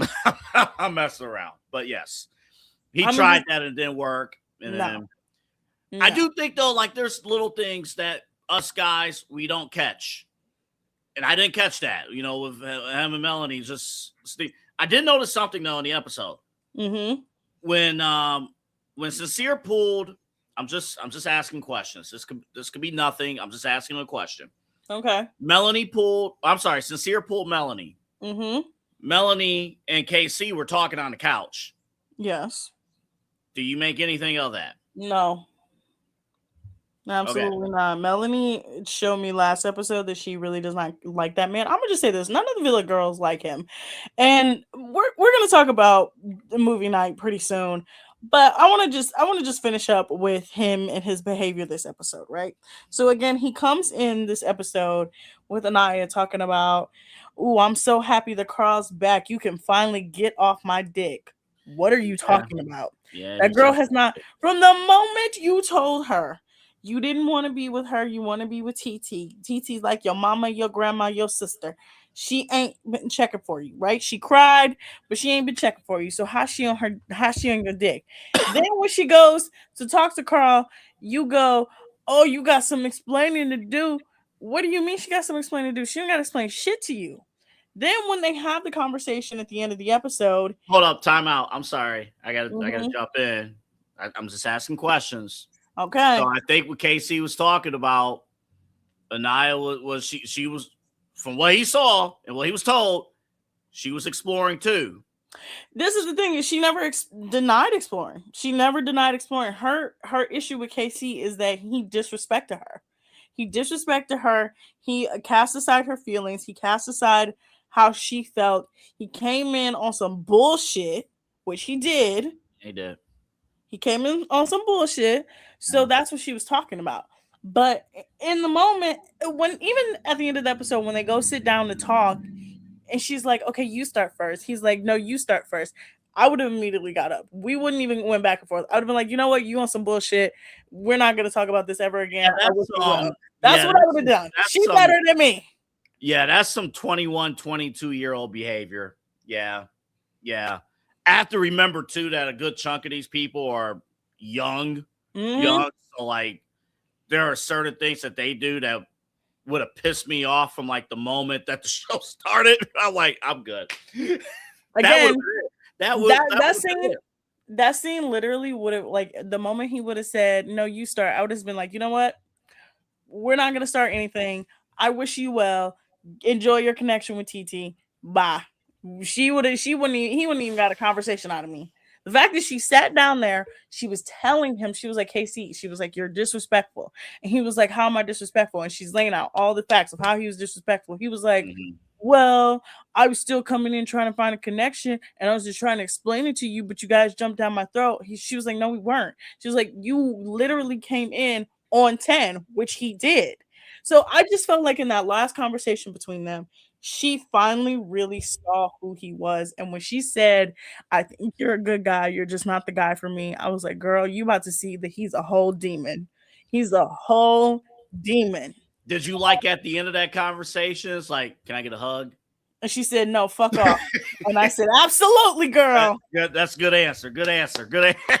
It's like Family Feud. Good answer. Good answer. No, I just like the fact that she stood on business this episode. I hate it. I am a hater of a Love Island girl who she gets her heart broken, and the whole entire time, the whole episode, she's like, I don't know, maybe he wants to talk to me, maybe I'll talk to him, I don't know. And then they have the conversation, and she kind of leaves the door open, or he kind of leaves the door open. You could tell he was trying to do that, and she shut that shit down. I'm very proud of her. I mean, all kidding aside, I'm very proud of her. And you know, Melanie, the support team, she has a great support team. Whether, you know, I know some people don't mess around because now, again, straight men are watching, and I'm sure some football teams like, I don't mess with that core four, but it is a sisterhood. You do see it. And I love how Melanie, I do. I love how Melanie was like, hey, you know, it's okay to break down. Don't do it here in front of people. She called him a Build-A-Bear. She said, you want to build that bear? She did. That was funny. She called him a bear. She said, you don't want to build a bear? Yeah, I'm not gonna hold you. That was pretty funny. I'm like, all right, I understand. I get it. Yeah, so again, Kuman and Anaya are done. I'm so happy she's done with him. I think she really gonna be for real, like, done with him tomorrow, because again, tomorrow is movie night. They told us this. Before we get to our movie night predictions, there's a couple more things. So one other thing with KC and TT that I got, actually is more on TT. Yeah. Did you see TMZ and other? Oh yeah, I knew about her restraining orders. Yeah. You think she's staying on the show? No, probably not. I think this week is her last week. Oh man. I think Thursday's her last show. Dang. Dang. I think Thursday's the last show for Corbin, Permita, TT, and KC, and probably Amora, because Amora says she wants to explore with Caleb, but Caleb is very clearly like he likes Jaden. So, yeah, I think Tiara is gone this week. But highlight of the episode: Trinity and Bryce, Brinity and 5. We love them. They are not just closed off AA. Yes. They're boyfriend and girlfriend. I think, well, I mean, who else is going to go? Well, you know, there's Zach and I'm kidding. I mean, kind of, but, no, I'm sick of it. I am too. And again, I want to make it clear. I have no issue with any of that whatsoever, but it's just like, come on, like, you know, it's getting to a point. Guys hugging from behind. I'm like, nah, man. It's really, no, for real. It's not like, at first it was like kind of funny. It was kind of a joke. It's really not funny anymore. Like, it's to the point where it's kind of disrespectful. And I'm like, just let it be. Like, it's essentially, it's the straight man running the joke into the ground, literally. Yeah, I would be concerned. I would be. Would you be concerned? Would you be concerned or exit out of that relationship if your significant or somebody you was going after was doing a little bit too much of that? Yes, I would. I would say something, because it's not just that he's doing it. It's like he's doing it, and we know he's disrespecting Trinity. That's where I'm at with it. Yeah. I'm like, at first it was kind of funny because it was like, oh, haha, like they're gay for each other, right? It's to the point now where you're just disrespecting her. We know you don't like her. Like, we know you don't like her. So that's why I'm just like, it's not funny anymore. Like, it's not funny. It's actually not cool. It's actually really, really like, you need to like stop. Right. I agree. Yeah. Like, And he won't. No, he's not gonna stop. He's not gonna stop at all. But yeah, their boyfriend and girlfriend, their date was very cute. They were on a boat, they took a jet ski and they scubaed, and I'm like, okay. And when yay. and like I knew he was either gonna ask her to close it off. I definitely didn't think he was asking her gonna be his girlfriend, but I'm happy that they are boyfriend and girlfriend. I think they are number one to win. I think number two, a close second, if they can close it off within the next week and a half, is probably Carl and Anaya. Well, Corbin, he's closed off. Double A. Please. Okay, so let's before we go to break again. I'm just reporting stats on him. That's all I'm doing. Before we go to break again, I forgot about that. Oh my god, that was the dumbest thing I've ever seen. So go ahead, Autumn. Corbin decides to pull Kenzie for a chat. Kenzie essentially lets him have it. Is like, you ain't shit. You never gonna be shit. You need to stay over there with your Persian cat. You disrespectful. You told me you liked me. You lied to me. All of this stuff, right? The you Persian said cat, F America, and then you dumped me anyway. Yeah, right. Persian cat comes over and she just says a whole lot. Like, her and Corbin literally don't talk about anything. Every time they're on my screen, I'm like, what are you talking about? Nothing. It's like I'm losing brain cells every time I see them. You know, Autumn, I could make a case that they have more chemistry than Trinity and Bryce. They're both idiots. Look, the sexual chemistry is clearly there, but they're just like, it's literally like every time I see them on the screen, I'm like, oh my god, like he is clearly like just reciting lines that somebody's typing into his feed, and she's doing the same thing. Like somebody's both typing in lines to their feeds, and it's like, okay, talk to each other, right? And in that moment where she comes over to the girls and she's like, hey guys, I want to tell you something. And they're like, what? And she's like, we're closed off.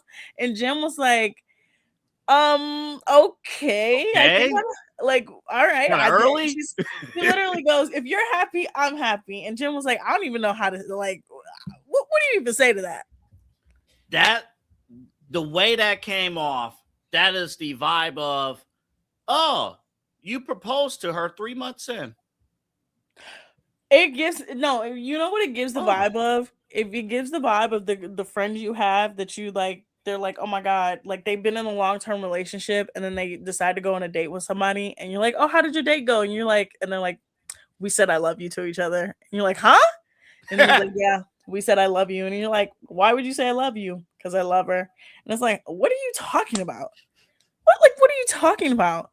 And then when they break up, you're like, but I thought you loved her. I didn't love her. And then just keep moving on. That's what the vibes of Corbin gives me. Is like every girl he dates, he has to tell them he loves them. Why do I have a feeling? I'm thinking ahead to the reunion. Why do I have a feeling if Andy Cohen is going to do it again? I'm assuming. I hope he does. And like if he does it again, I hope they're going to do some bit, some AI bit. They're clearly going to do an AI bit. Because we're all calling him Corbin GPT. Oh man, they're gonna do something with that. But you know what though, Kenzie, and I do have some thoughts on Kenzie, but it's not even like it's nothing. No, let's just speed through these thoughts on Kenzie. Kenzie's lustful. We know she's lustful. She just wants multiple boyfriends. That's it. I know she's playing the game and she's kind of skating by because the dude kind of still in the spotlight, but kind of doing the same thing. This is the thing about Kenzie. That I have a problem with. Kenzie will do something and she'll be like, and she'll get back into my good graces. And I'm like, yes, girl, you killing it. And then she'll do something like she did today. And it's like, why did you do that? That's why she didn't have to do that. Autumn. That's why she was the only one who was somewhat happy when all that stuff was going on last week. Her head was above water because she was the only one. It's like, you guys will be okay. I'm playing the game. It's good. Just when I say double A, I like when she kissed Gaul at the end of the episode. I was like, she just wants two boyfriends. Like that's all she wants. Yeah, I'm gonna be honest. I was not feeling the end of the episode because it in wrestling we talk about this. It's like, okay, a great storyline is fantastic. It's great. When you run it again, You know, it's like anybody who watches wrestling, it's the bloodline. Like when you do it again. All right, Kenzie's fight. She's competing over two dudes again, and then in the same episode tonight, she's saying, "Well, she looked at, and this is the one time where I looked at Kenzie a little sideways because she's like, I could have explored something with Caleb." Oh my God, when she brought up the Caleb thing, and he was like, "Well, why didn't you?" I was like, "Girl," I was like, "The whole point of it is that you liked Corbin." Look, somebody pointed out that in the villa so far, she has had 7 connections. She has Zach, Sean, Corbin, Caleb, Dylan, Gall. Who else? Shit. Maybe somebody else. Who knows? One of the newer people. I don't know.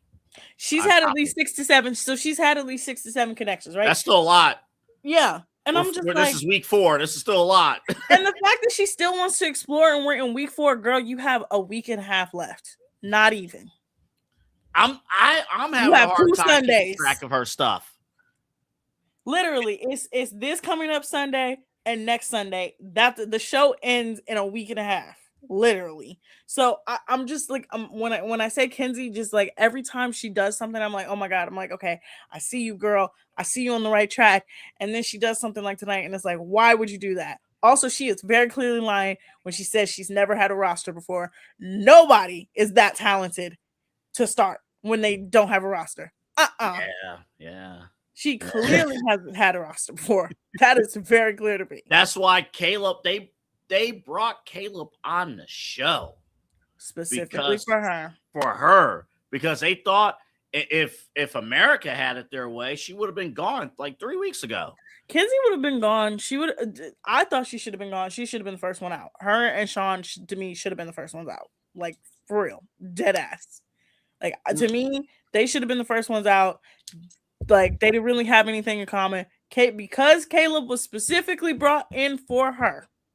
That's the only way she survived. Right? And then Corbin picked her. I was rooting for Corbin. I was rooting for him, man. Why would you root for a robot? I mean, eventually you could program robots. Eventually, you could program. You can't program. You can only program stupidity with that one. You could. You could program stupidity. You really could. You really could. I guess my question, Autumn, because I only get to co-host with you once a week, which is and crazy. Maybe we need a break, and you need to think about this. And I know we got movie night too. Yes. I guess my thing, because I want to know your rank of dudes on the show that you can't stand. Oh my God, yes. When we come back from the break, let's do that. Let's talk about our movie night predictions, and let's talk about if Megan Thee Stallion is going to be the future host of Love Island. Let's talk about it when we come back from the break. You guys are watching The Daily Spiral here on Inside Edge Network. Key On Sports is the leader in Ohio high school athletic coverage in written, print, and video streaming. From the latest news and results and written content to the high school football game of the week every Friday, Key On Sports has you covered. The vision of 15-time published author Vince McKee has become the most trusted site in Ohio high school athletic news. From podcasts to player profiles, Key On Sports is your one-stop for all of it. Visit them today at keyonsports.com or on YouTube at Key On Sports. Check out their socials on Twitter and Facebook as well. Clean energy, bold flavors, and no jitters. See why people won't shut up about Dubby. Clean energy, no jitters or crash. Whether you're starting your workday or getting ready to exercise, Dubby Energy helps you lock in and focus. With over 15 flavors to choose from, you can't miss. Order Dubby Energy right now by using the QR code on your screen and use the promo code InsideEdge10 to receive 10% off your order. Dubby Energy, your energy-focused sponsor of the Inside Edge Network, Cleveland's digital leader. Discover our collection of body mists made with clean, minimal ingredients. Handcrafted with natural essential oils and clean ingredients, they offer a natural alternative to synthetic fragrances. Perfect for sensitive skin and those seeking clean, mindful self-care, and the perfect gift for you or your special someone. Courtesy of Alley Rose Fragrances. First-time customers, use that promo code InsideEdge20 to receive 20% off your order. AlleyRoseFragrances.com, a proud sponsor of the Inside Edge Network, Cleveland's digital leader. Whether searching for a baseball autographed by your favorite World Series slugger, a signed football by an iconic Hall of Famer, or the jersey of a world-famous soccer star, you've come to the right place. Here at sportsmemorabilia.com, the web's leading source of authentic sports memorabilia, you'll find more than 500,000 authentic products from nearly every professional sports league, team, and players. Not only will you find your next prized sports possession with ease thanks to superb customer service and tremendous site experience, you'll have the satisfaction and peace of mind that every product listed comes complete with a certificate of authenticity and is fully backed by the sportsmemorabilia.com lifetime authenticity guarantee. Go to sportsmemorabilia.com by using the QR code on your screen right now. Sportsmemorabilia.com, a proud sponsor of the Inside Edge Podcast Network, Cleveland's digital leader. Find us on InsideEdgeNetwork.com for the latest information on your favorite shows, personalities, and network partners. Plus, guess what? We have a merch shop. That's right, we have network polos, t-shirts, champion jackets, hats, and bottles. Rep the network. Every purchase supports independent sports and entertainment media. Use the QR code on your screen right now to check out InsideEdgeNetwork.com. That's InsideEdgeNetwork.com.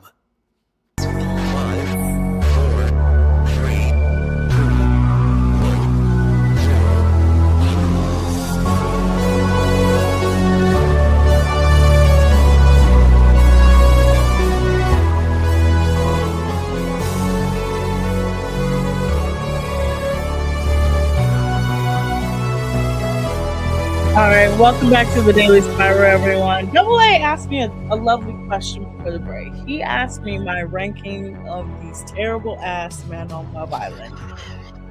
And I say terrible ass men. I just said that's men. what I heard. That's what I heard you say. That's what I heard you say. I heard you said terrible ass men on Love Island. And I'm a rank them right now, okay? And I'm gonna rank them from best to worst, right? Number 1. Bryce. Curse you for making me put a white man first. I hate this. Okay. I'm not Bryce, booing he's white. Yeah, no, you understand. Bryce, somehow, some way, it's still terrible, but not as terrible as the others. He still engages with the tomfoolery, but I know at the end of the day, he would probably defend the girls. You know what? Actually, I'm gonna switch it. I'm gonna go Carl number 1, Bryce number 2. Okay. Carl, so far, been mature, defended Anaya when he needed to, came in, said his walls were going to be up. Them walls is made of literal sticks. There ain't no way in hell that by this weekend, what walls? There ain't gonna be no walls. The man, that's worse than the paper you said on TikTok.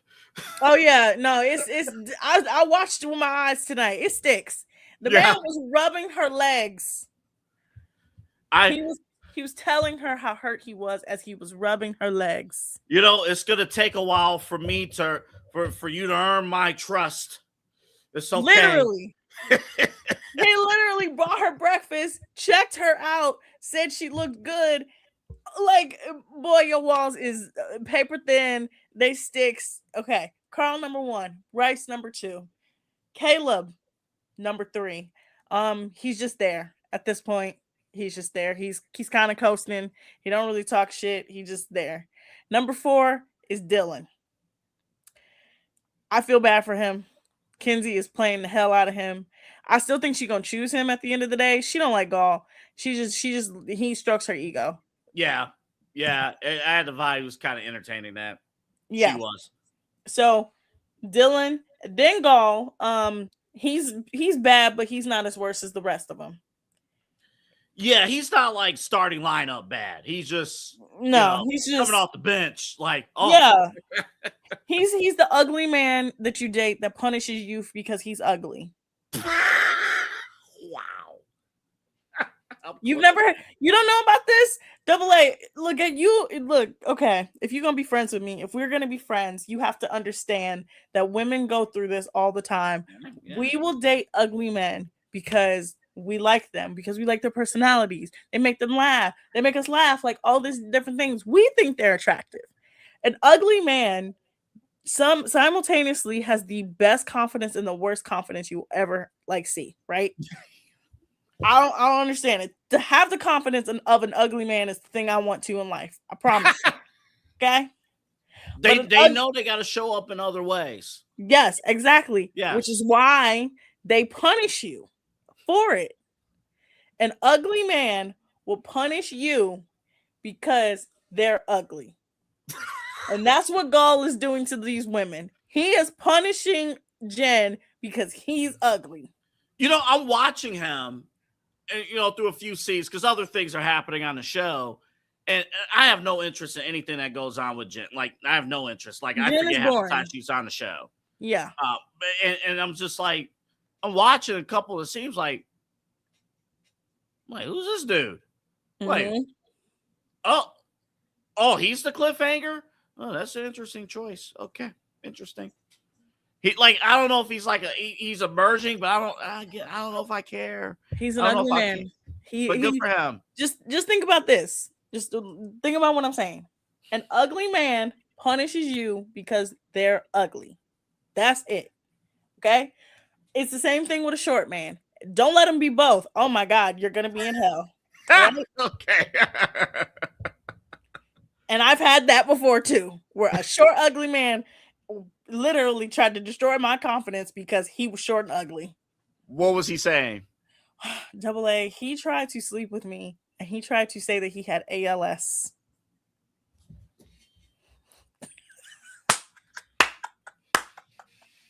He literally texted me. He said, "You're not going to sleep with me? I'm practically dying." I said, "What are you talking about?" He goes, "Yeah, I have ALS." I'm like, "You really have ALS?" He said, "No, but I could have." A short, ugly man will punish you because they're short and ugly. And that's why he's always on the "Are you dating the same guy" pages, because he's short and ugly. Man. Absolutely. Man. Mm-hmm. As you guys can see, my dating life is terrible, which is why I could never get on the show. I would absolutely be cussing everybody out left and right, left and right, left and right. Would you give anybody a chance on this show? Yeah, absolutely, Carl. Okay. 100%. Yeah, but mid-season. If Carl would have been an OG, him and Anaya would have been coupled up way sooner.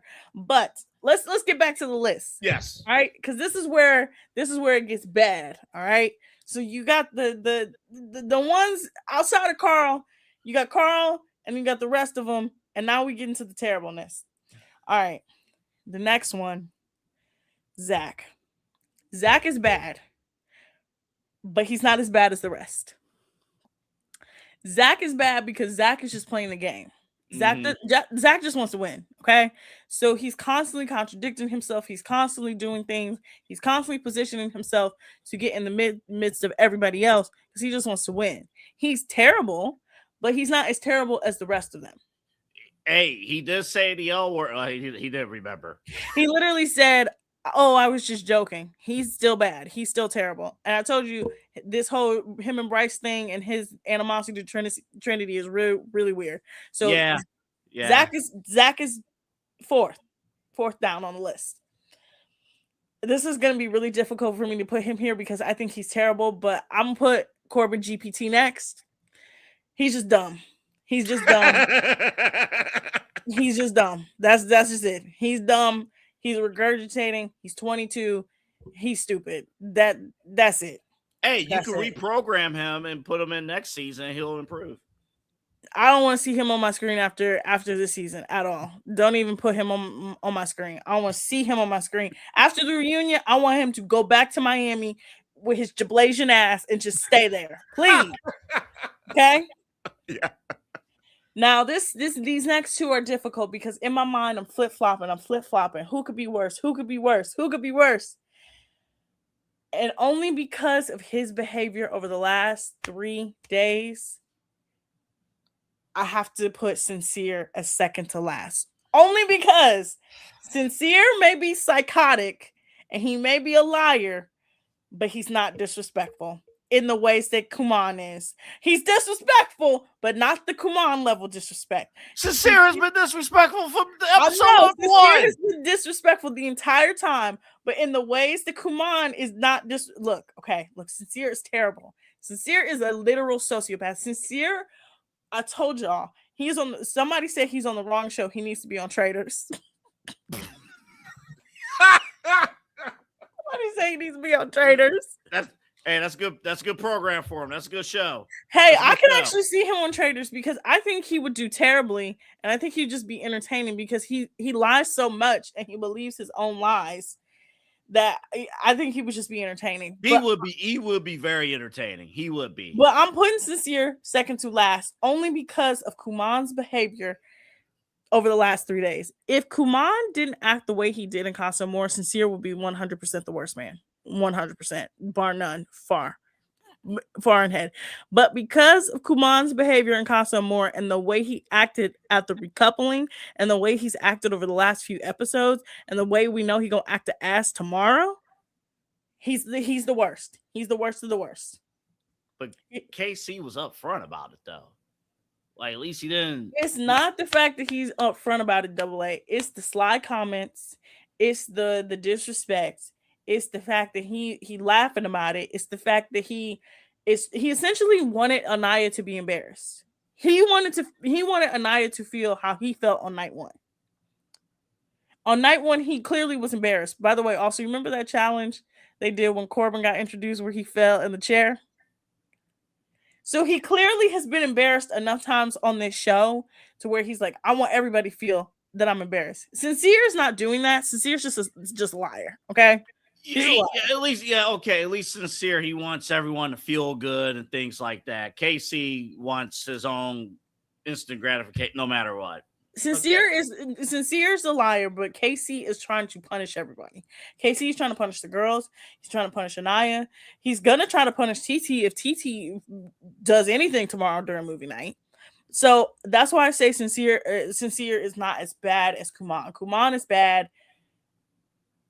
Sincere is something. Sincere is just I have no words for him. Every time he's on my screen, I truly am like, yo, how did they find him? He is a gold mine.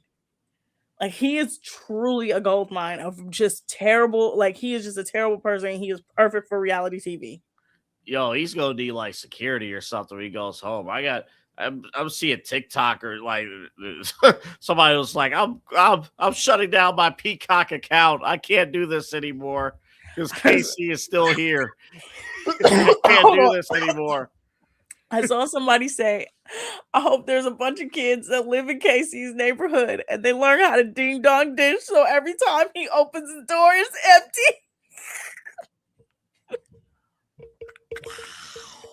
Wow. That would be so funny. Okay, y'all leave this man alone, okay? Y'all leave Kenneth alone, okay? Come on. I'm calling him Kenneth. Come on, because he's a black Muslim. Come on. Yeah, that is true. Nation of Islam to be exact. Come on. Yes. What? Oh, by the way, oh my God. Okay. Oh my God. Let's talk about the Maya Angelou tattoo. I did not realize that was on his back.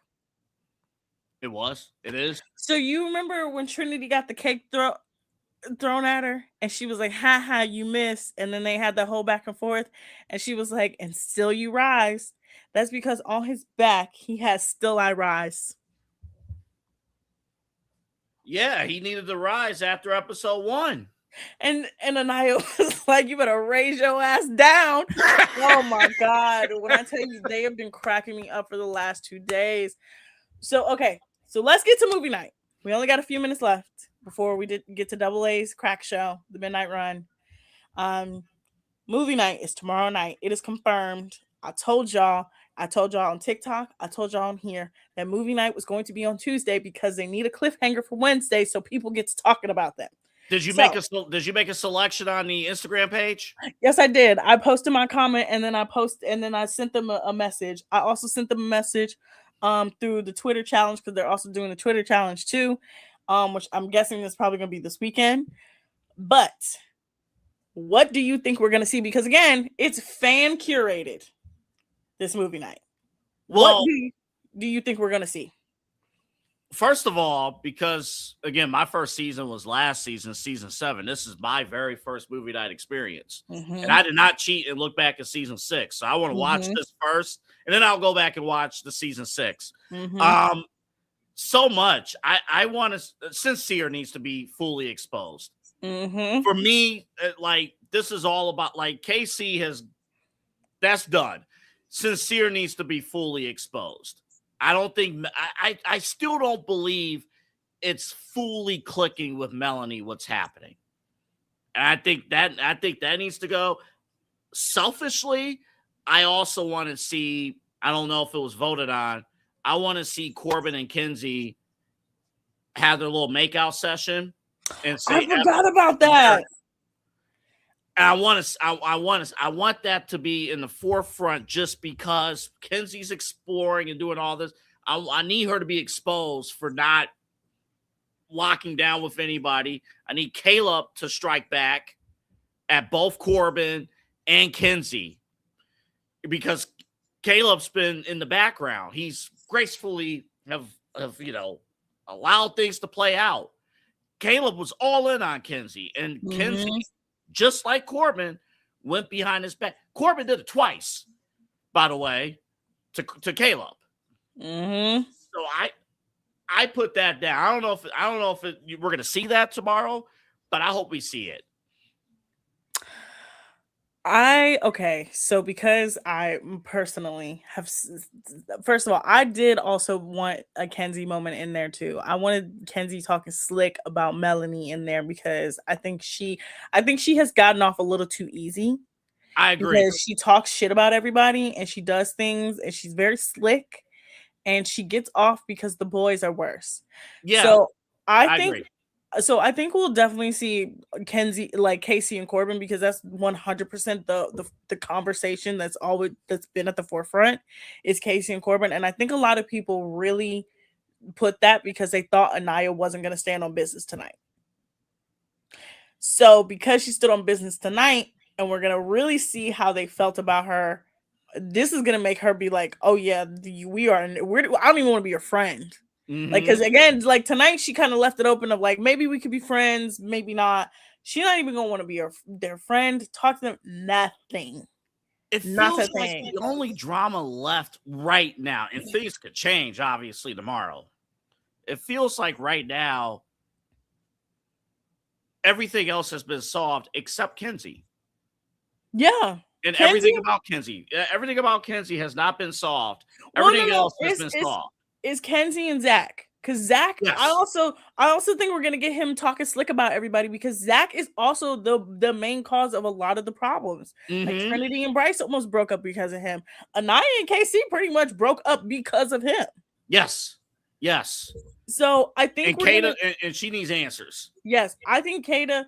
I hope they also show his connection with the racist girl because he keep making it seem like, oh, I made the decision to come back. No, she got kicked out. Like, you didn't make that decision. That girl got kicked out. Wait a minute. What was earlier in the episode? What was she going to say before? She was clearly going to tell Kata that his connection got kicked out, and that's why. Like, she was clearly going to tell her, and, like, TT pulled her away because she was probably like, you don't need to talk about that one. You need to talk about Sincere. Oh, do you think producers foreshadowed that for tomorrow? Probably. That's a little nugget. That is a key nugget for tomorrow. Yes, but I think we're definitely 100% going to get the Casey and Corbin. We're going to get Zach talking shit about everybody. And I wouldn't be surprised if we get Kenzie. But I don't think any of the other girls have really engaged in any sort of nefarious behavior. But those three, 100%. Okay. It's to the end of the show. You're about to switch over. About to do your crack show. I'm giving you my good spiral and my bad spiral of the day. Good spiral. Rabbit hole you should 100% go down. Fully. FIFA World Cup. We are entering the knockout stages, y'all. Teams who have never won before are winning. Teams who were expected to go far are losing. Germany was officially knocked out of the World Cup, and they expected to go far. They did not go far. But good spiral, World Cup. Bad spiral, LeBron and the Warriors. Don't go down that road. Don't do that to yourself. Ooh. Don't think about that. Don't think about that. I think that's a really bad spiral. I think that's a really bad thing to think about because what the hell is that team in? You know what that team reminds me of? That reminds me of 2018 Cavaliers pre-trades when LeBron got all of them old ass players in there and then they couldn't win anything. And so they had to all get traded away because they were old as the hell. D Wade and all those old guys. So I don't know why the Warriors think that recreating that would be any sort of like semblance of like normal. I've learned through this process, Autumn, because you're opening the door for my first topic on my show. I think, first off, I've learned through this whole process and throughout LeBron's career, he should not be a GM. No, he's terrible at it. He is terrible. I told you this years ago. He's a terrible GM. LeBron is one of the worst GMs ever. The way he is terrible at building teams. Terrible. Like Anthony Davis is your guy.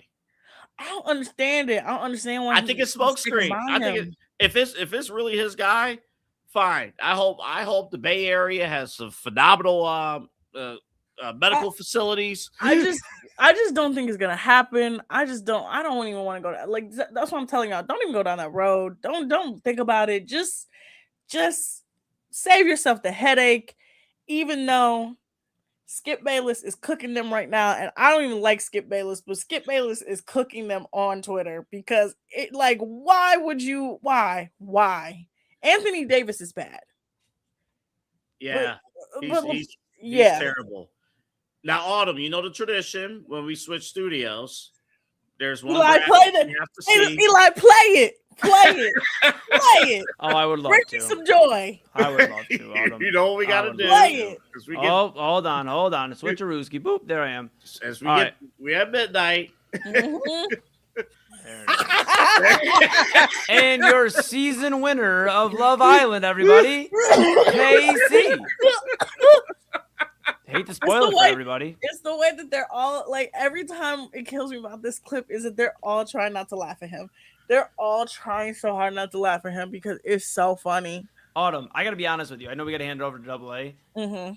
You told some stories tonight about bad dating. I can't wait to share some bad dating stories tomorrow.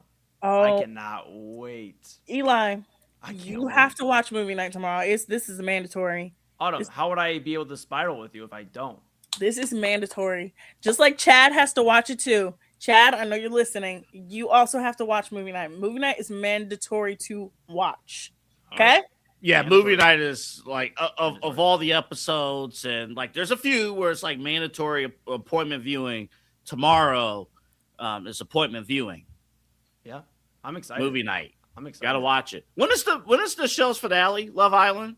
It's not this Sunday. Coming up after that. So I think it's. Hold on. Let me look at my calendar. Let me look at my beautiful, lovely calendar. It would actually be July 12th. July 12th. That's a Sunday? Yes, Sunday, July 12th is going to be the Love Island finale. And here's the thing, AA. Seasons may end, but Love Island is forever. Mm-hmm. Oh, you have to think about it. So Sunday, July 12th is the last episode, and probably August, probably 21st. No, 20th. It will be the reunion episode. Oh, yeah. Oh, yeah. Soul's going to come back into the reunion and say, remember me? Irrelevant. He's relevant. At this point, there's so much of the season has happened. Girl, hang it up. That's 3 weeks ago. We have moved on. That's it. She a baddie, but we moved on, and that's it. Hang it up. It's like, what are you holding on to? That Casey didn't want to explore. Look at how he doing tonight, girl. You saved yourself, okay? Do you want that? Oh my goodness, Eli. Do you feel better or worse about KC after the events that have transpired? I thought you were going to ask me a completely different question. I've never been necessarily against KC. I mean, he's made some false moves, maybe some questionable moves, but again, time to play the game, and that's what he's done the whole time. Autumn, I don't know. Autumn, we'll talk about it tomorrow. Look, and I got some stories. I got some stories too for you. You talked about some bad day. Oh, I got some. Eli, I didn't even tell the worst of it. I told three. We'll save it for tomorrow. I told you guys the three most tame stories in my book. Okay. Okay, you bring one extreme one and one tame one tomorrow. I'll bring one extreme one and one tame tomorrow. Yo, Absolutely. the ALS thing, yo. That one was wild. I told you guys. that He is so literally said pocket. to me, "I'm dying." I said, "What are you talking about?" And he said, "I have ALS." I said, "What?" And he said, "No, I don't. I may though." May though is crazy. May is a month. Come on. Y'all, he's still on the Are We Dating the Same Guy pages, and everybody posts about him, and it's like he is a literal psychopath. And every single time I type under, I'm like, yeah. Well, one thing I can say is I just get my heart broken because I'm like one of the last loyal human beings out there. So I'll never end up on those. That is one thing I don't have to worry about.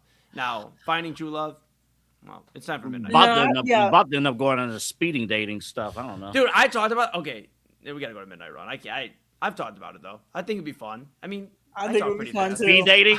Yes. I talk really fast. Look, 2 minutes, it's like, all right, here's what I do. I make music. I book shows in the city. I'm also on the Inside Edge Network. I'm the assistant program director. We got a great thing going on over here. My favorite color is red, but if it's blue for you, then I also love blue. Blue's awesome. Boom, boom, boom, boom, boom. And now it's time for Midnight Run.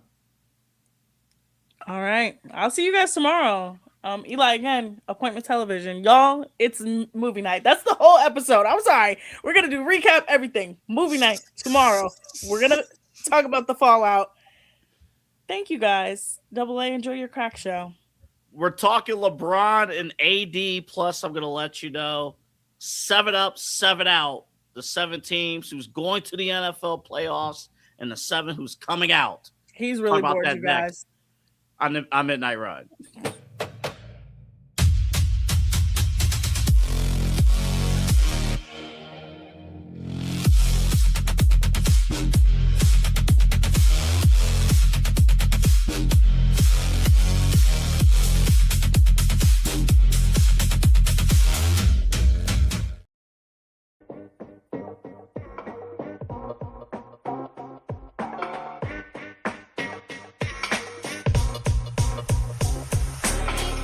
This is Midnight Run on the Inside Edge Network.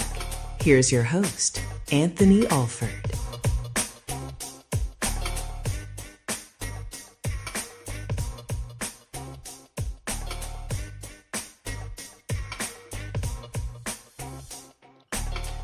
Hello, everybody. Welcome to Midnight Run here on the Inside Edge Network. I got to show you guys something.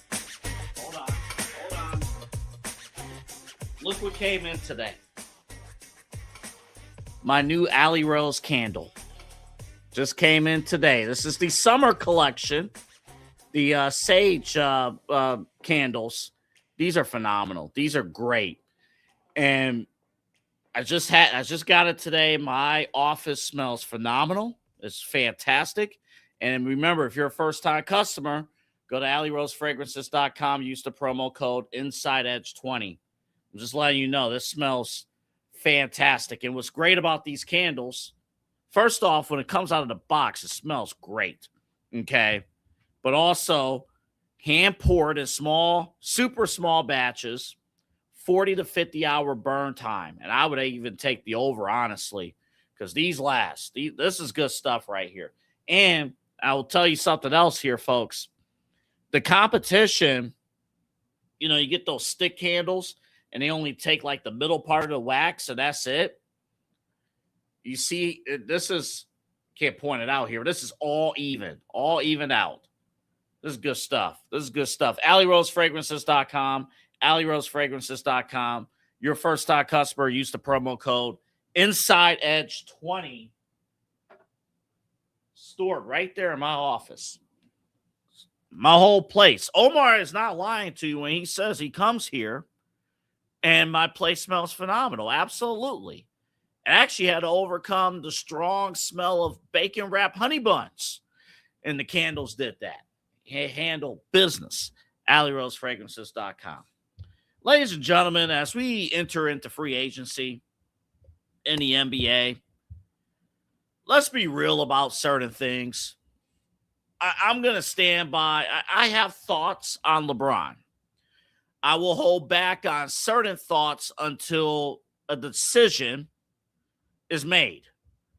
I've learned over his career that we should wait for his decisions to be made. because some may affect certain fan bases. Couldn't you tell? I have a button-up shirt ready to go on standby. Maybe July 12th won't be the only thing going on with the Love Island season finale. It might be decision day. So I'll hold my thoughts there.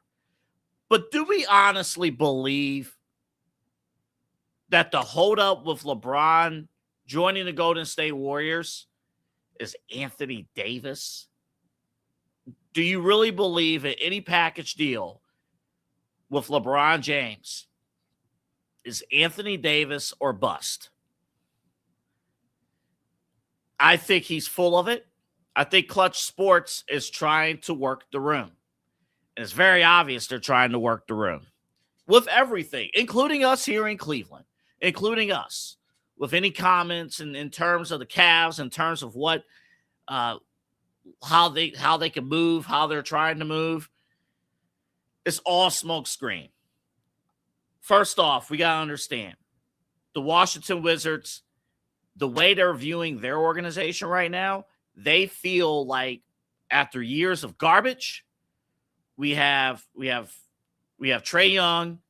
Almost said Trey Songz. I was listening to his music earlier today.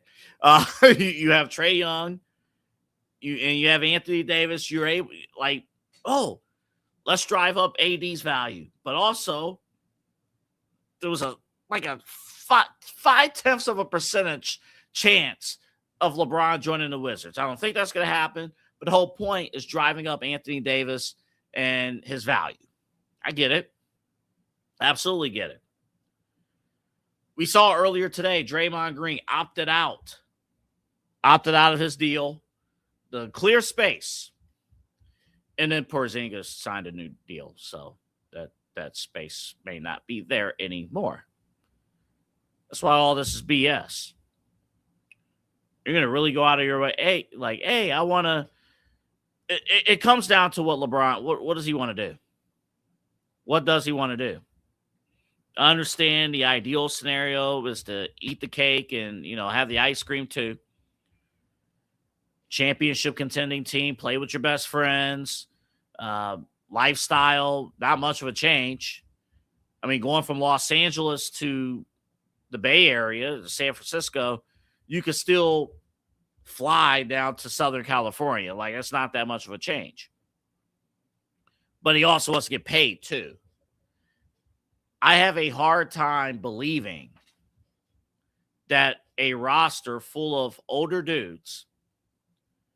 I mean, I'll put it to you this way. If the 2004 Los Angeles Lakers with an older Karl Malone and an older Gary Payton, veterans, if they couldn't overcome the Detroit Pistons, and this Lakers team, of course, this was the prime, the final season of Kobe and Shaq.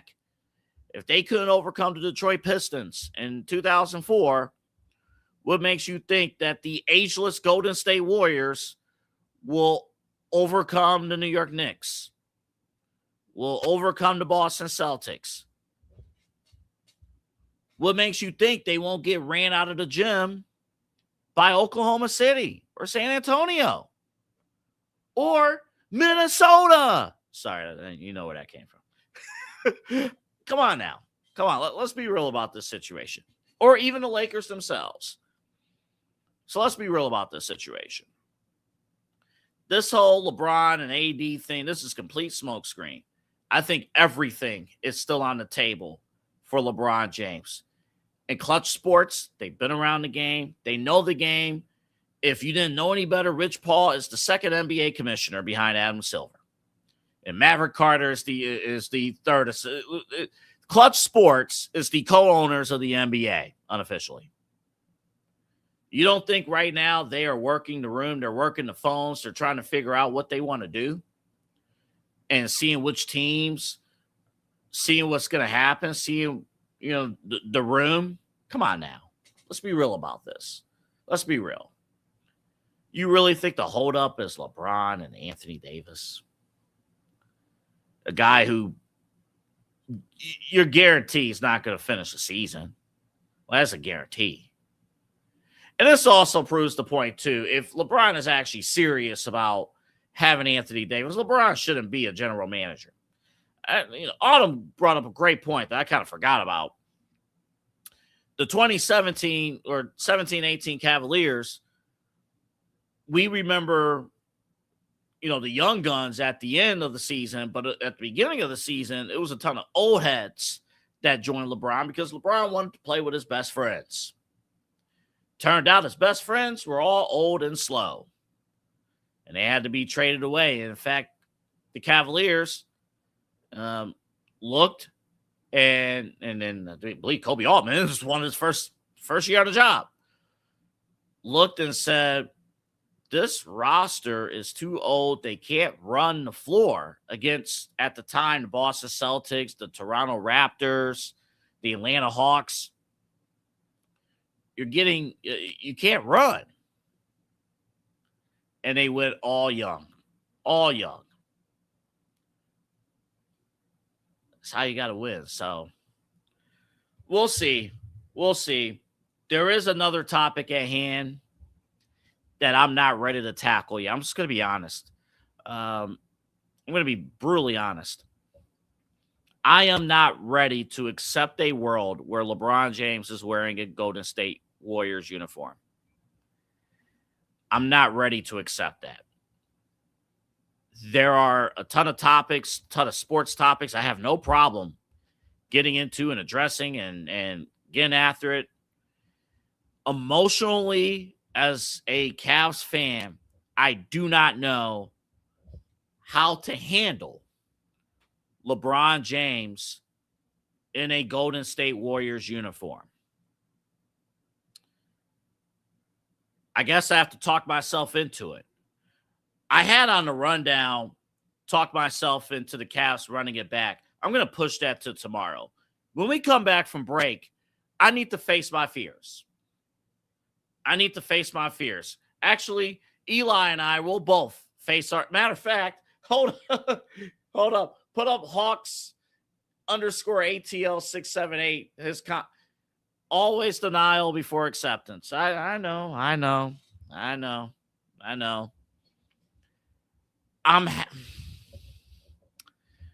Let's get into our feels for a second when we come back from break. How would you feel if LeBron James is wearing a Golden State uniform and he's playing with the Warriors?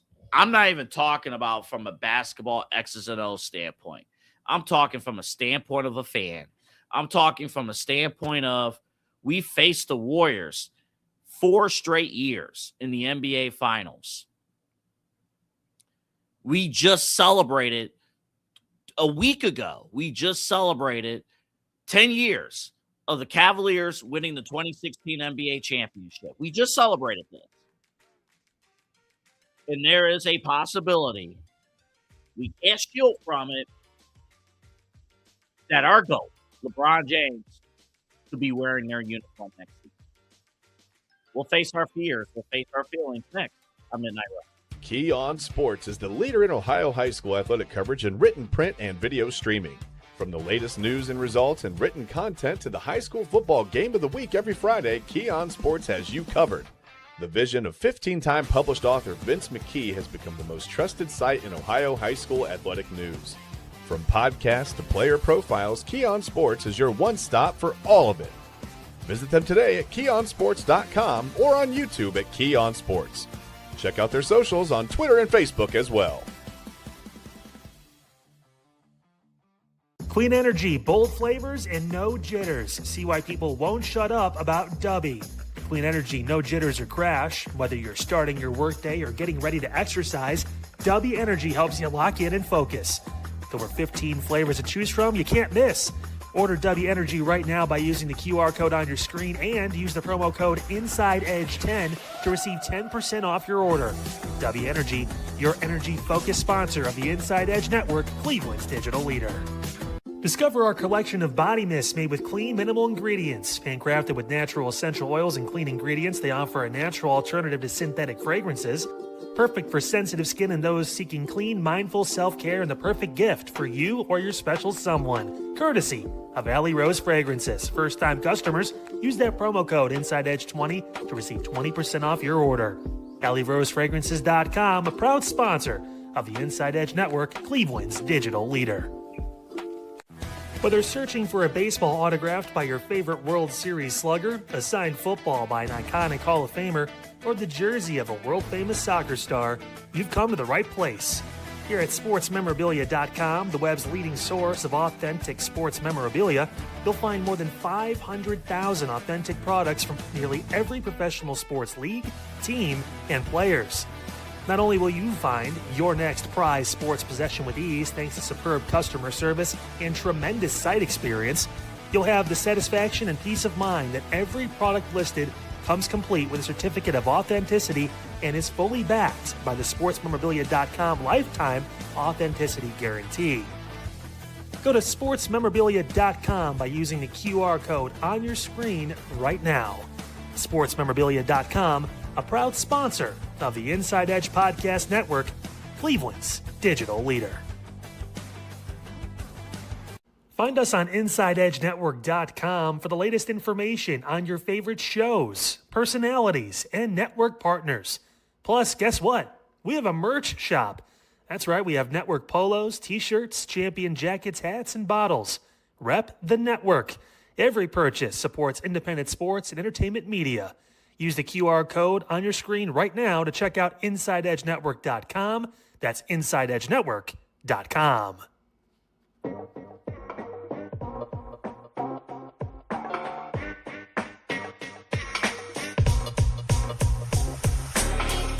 This is Midnight Run on the Inside Edge Network. Here's your host, Anthony Alford.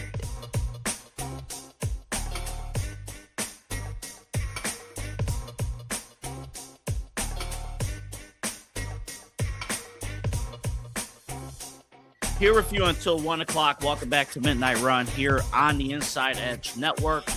My name is Anthony Alford. Great to have you back with us. Again, remember to like and subscribe to our channel at Inside Edge Net across all of our social media platforms.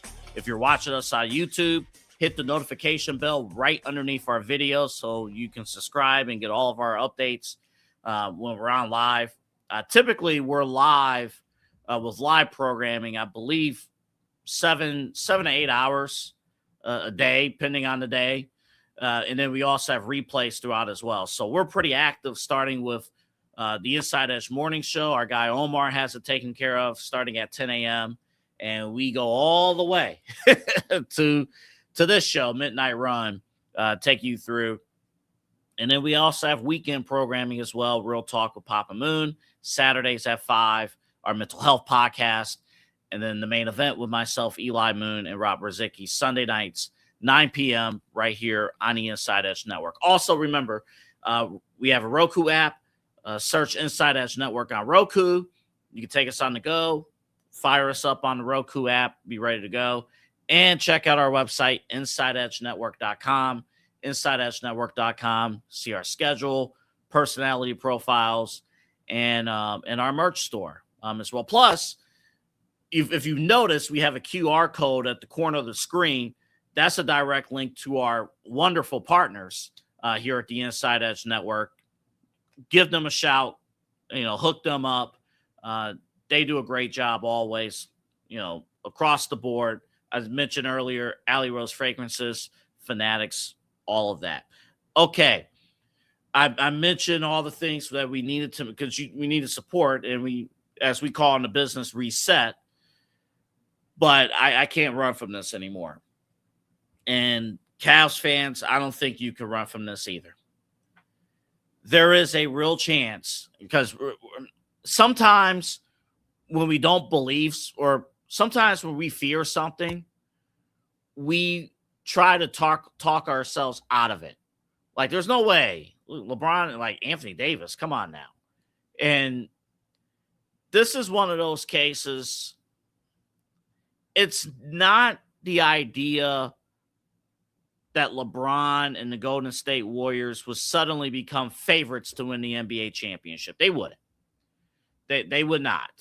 I would venture to say, hot shot in the dark guess, if LeBron did join the Warriors, I would still say Oklahoma City, San Antonio, New York Knicks, Boston Celtics. Those 4 teams would at least be above Golden State, and that's even before you entertain a discussion about where you place Golden State, but you wouldn't move them past those 4 teams that I just mentioned. If you're a strong Cavalier believer, you could make a case that the Cavaliers will have just as much of a chance, probably more, to win the NBA title than the LeBron-led Golden State Warriors. Again, we're talking about guys in their early 40s and late 30s. We're not talking about guys in their late 20s and early 30s. But let's take the X's and O's out of it.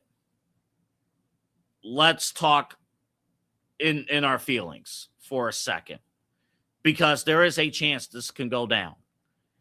And I know we were heartbroken. Cavs fans were heartbroken about the decision.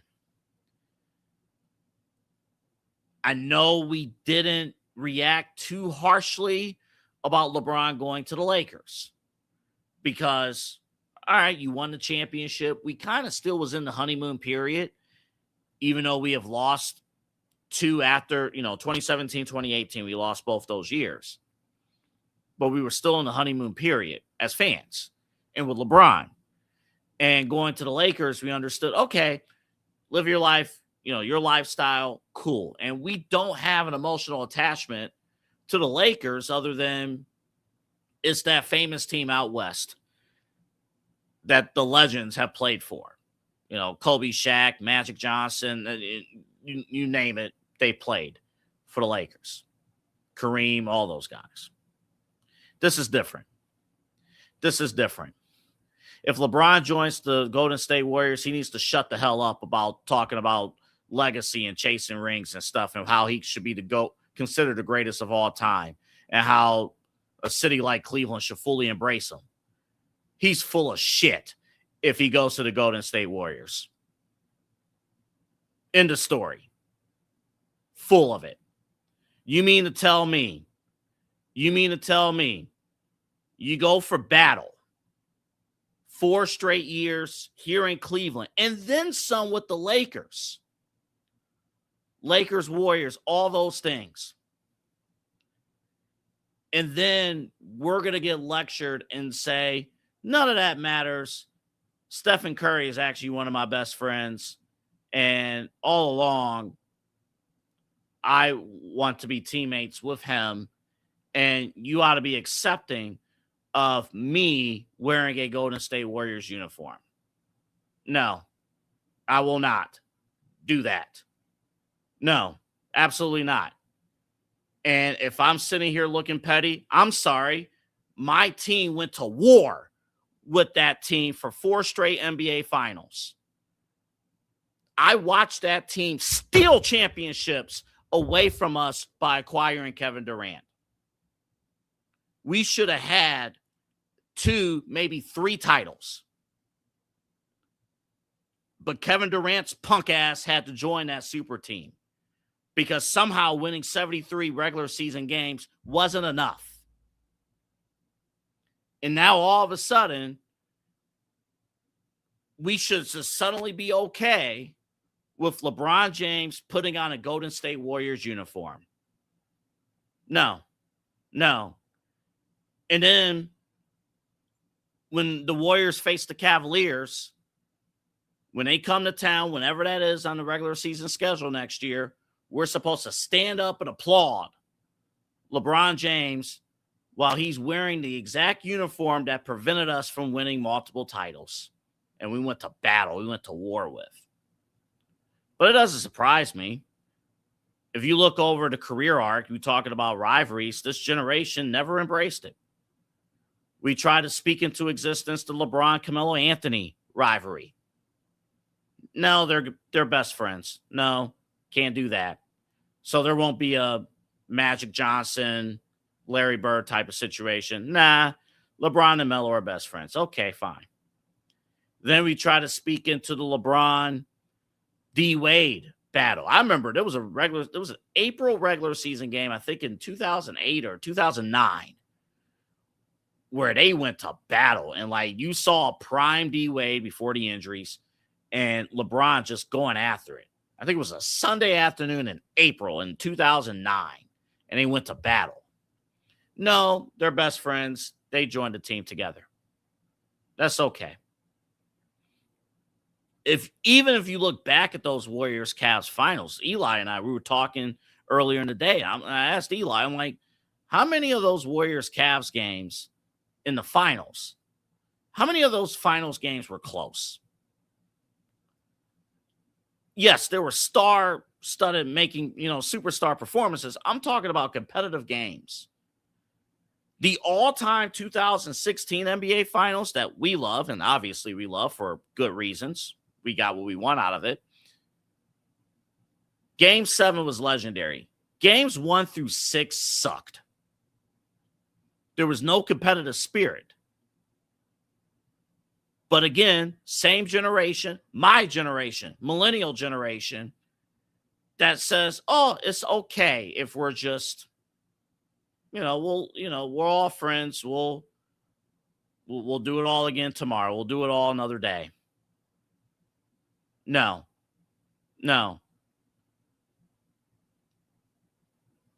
And then now, Anthony Davis. And then this guy, and then that guy.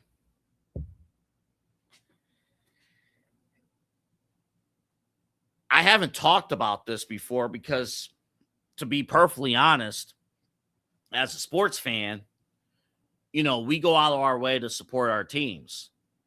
I know there are player fans. I know there are people out there who watch and they're just fans of players. I learned that firsthand here in Cleveland. When LeBron took his talents to South Beach, I learned, not everybody who lives here and wears a Cleveland Cavalier uniform or Cleveland Cavalier gear, not all of them are Cleveland Cavalier fans. Some are LeBron fans. Learned that the hard way. When you saw Miami Heat number 6 jerseys here in town in fall of 2010, 2011. Yeah, that's how you go through the effing trenches. LeBron wearing a Golden State uniform after all the stuff that he's been with the Cavs would be criminal in my book. And yes, you can sit here and watch and say, man, AA, you're being territorial and petty. Hell yes. Yes. Well, he could do whatever he wants. And I could tell him to F off if he decides to go that route. I have full respect for his career. I have full respect for what he has done. None of that will ever be taken away. I will not slander his career. And maybe after this segment in this episode, maybe getting it off of my chest, I could say, all right, I can move forward. At this very moment right now, the reality of that this Golden State thing is this close to happening. This close. Like, this is a reality that whether we think it's a smokescreen or not, this could happen. It absolutely makes me sick. It really does. I wish I could be more positive about it. I can't. I cannot. And to me, it's not about the W's. And to be perfectly honest, I don't care if he stays with the Lakers. I don't care if he goes to any of these other teams. He could play for freaking the Utah Jazz. I don't care. Dallas Mavericks, Washington Wizards, whatever. Even if he went to a Cavaliers competitor like the Knicks or the Celtics or back to Miami. I got to treat LeBron as a competitor. And it's like, okay, we got to beat him now. We got to handle our business as Cavs fans, and as a team, we got to handle business. That's one thing. That's sports. That's a competition. That's being a competitor. That's us looking at it and say, all right, LeBron joined that team. All right, we got to beat them. This is different. And this is coming off of LeBron saying earlier in the season that he doesn't like spending winters in Cleveland, doesn't like this and that. It's almost as if and I know he loves home. He's here now, actually. I know he loves that. I just want him, and I don't know if this will ever get to him or anybody, but I just want him to understand it means something different when you're one of your favorite athletes, childhood superstar players that has done good for your team, joins a rival, like a real rival, willingly, not traded, not like, this is something that I'm talking willingly joins a rival. There's something about when that uniform is put on. It's sickening. And I'll listen to the reasons. Hey, I want to play with my bros. I want to play with my best friends. He's been about that. It's an opportunity. The one time in his career, he talked about it uninterrupted. The one time. And I get all that. I understand that and fine. But then don't turn around and say, when questions come up about legacy and things like that, oh, why am I not considered the greatest of all time? I don't know. I'm conflicted. I am conflicted. Because maybe the day that he signs with the Warriors, maybe we'll play this tape back and I'll say, man, it was foolish of me to say how I'm feeling. But I feel this way. I can't let this go. I can't. When we come back, we'll get Eli's thoughts on this when we come back from break. There was 2 topics I teased for tonight, and we're going to move them to tomorrow. The 7-Up, the NFL playoff thing, we're going to do that tomorrow. And if the Cavs have to run it back, we're going to do that tomorrow. This is critical right now, what we're talking about here and now, because I don't want you guys to bury this as a fan. I don't want you to bury this. And again, you can come at me and say I'm sounding crazy. I'm coming at this crazy. And part of me, I'm going to be honest, a part of me does feel that way. Like, Double A, what the hell are you talking about? What are you saying? I can't stop. I can't help what I feel as a fan, as a lifelong fan, as somebody who grew up with my dad, watching Cleveland sports teams for better or worse. Every game, every win, every loss. It's rooted in me to feel this way. And I won't apologize for feeling this way. And whether some Clevelanders admit it or not, we are feeling the same. We got more on this when we come back from break. Fanatics isn't just our name, it's who we are. Loyal, passionate fans dedicated to our favorite teams and to the sports we love. That's why we're honored to be able to offer fans the world's largest collection of official sports apparel and sports jerseys from all leagues, teams, and players you love. We feature a wide selection of gear from every league, including the NFL, MLB, NBA, NHL, and NCAA merchandise, which allows us to serve fans of football, baseball, hockey, basketball, lacrosse, soccer, golf, and, everything else that gets your heart pumping. Go to fanatics.com by using the QR code on your screen right now to celebrate your teams. That's fanatics.com, a proud sponsor of the Inside Edge Network, Cleveland's digital leader.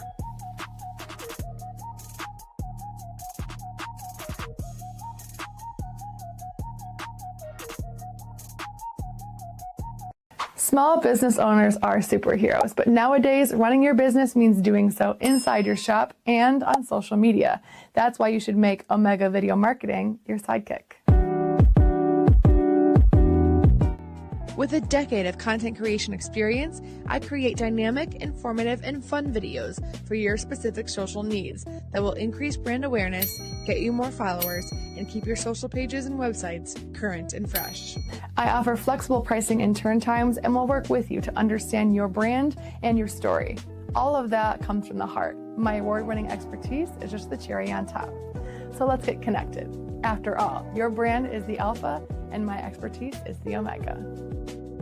Discover our collection of handcrafted candles. That's right, every product is thoughtfully created in small batches free from harmful toxins for mindful everyday indulgence. Our candles are hand-poured in coconut soy wax with natural wood wicks, offering a long-lasting burn and rich fragrances.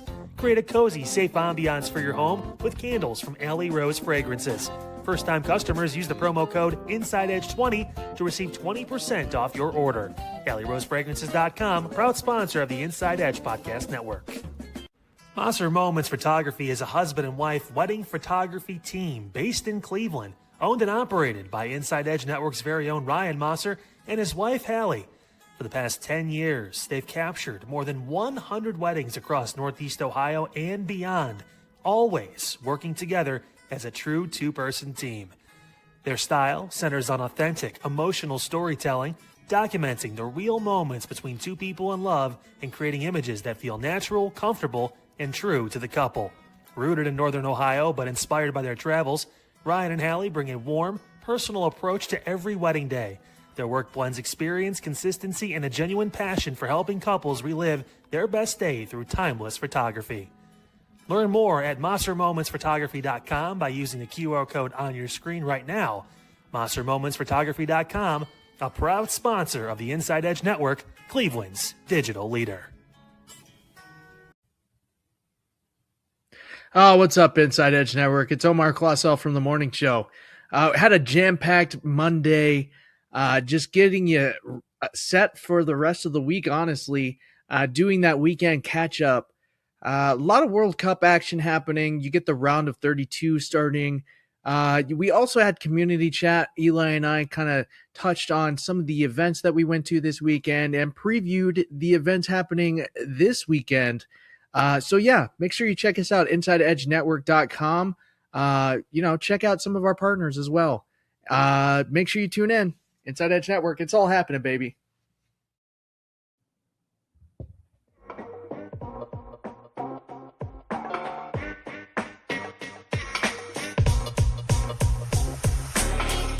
This is Midnight Run on the Inside Edge Network. Here's your host, Anthony Alford.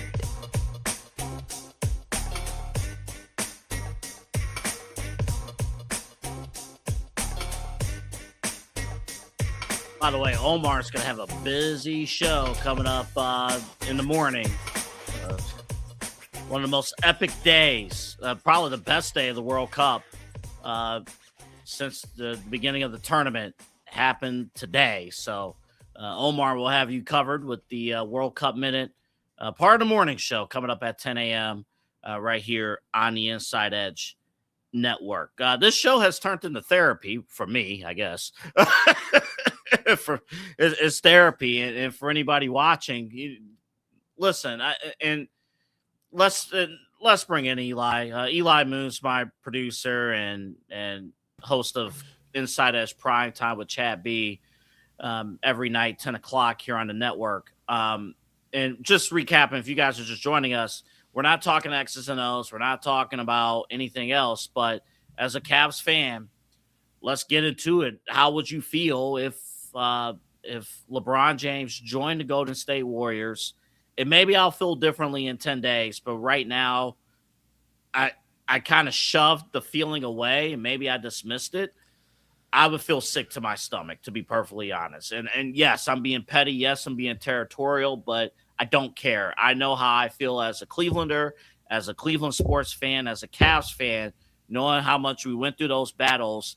And to me, it looks like he's just pissing it all away. And he's going to tell me, oh, it's okay. You either accept it or F off. I'm like, I just watched you and this team celebrate 10 years of winning the effing championship. Yeah.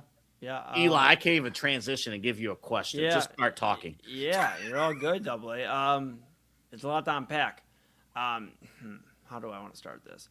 LeBron's a great player, obviously. One of the greatest players of all time. You know, most people have him in their top 2, if not number 1. That's never been debated. He's very talented. You know, the all-time scoring leader, a 4-time NBA champion, multi-time MVP. Probably should have a few more of those. You know, he brought Cleveland our first championship in 52 years. So thank you, LeBron. Thank you. But let's get into it, Double A.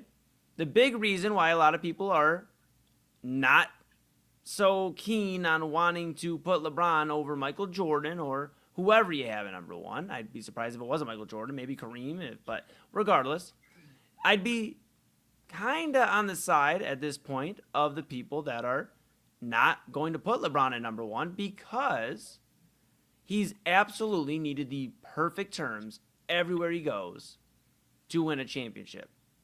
And you could say, okay, Michael Jordan, he had the perfect terms. Okay.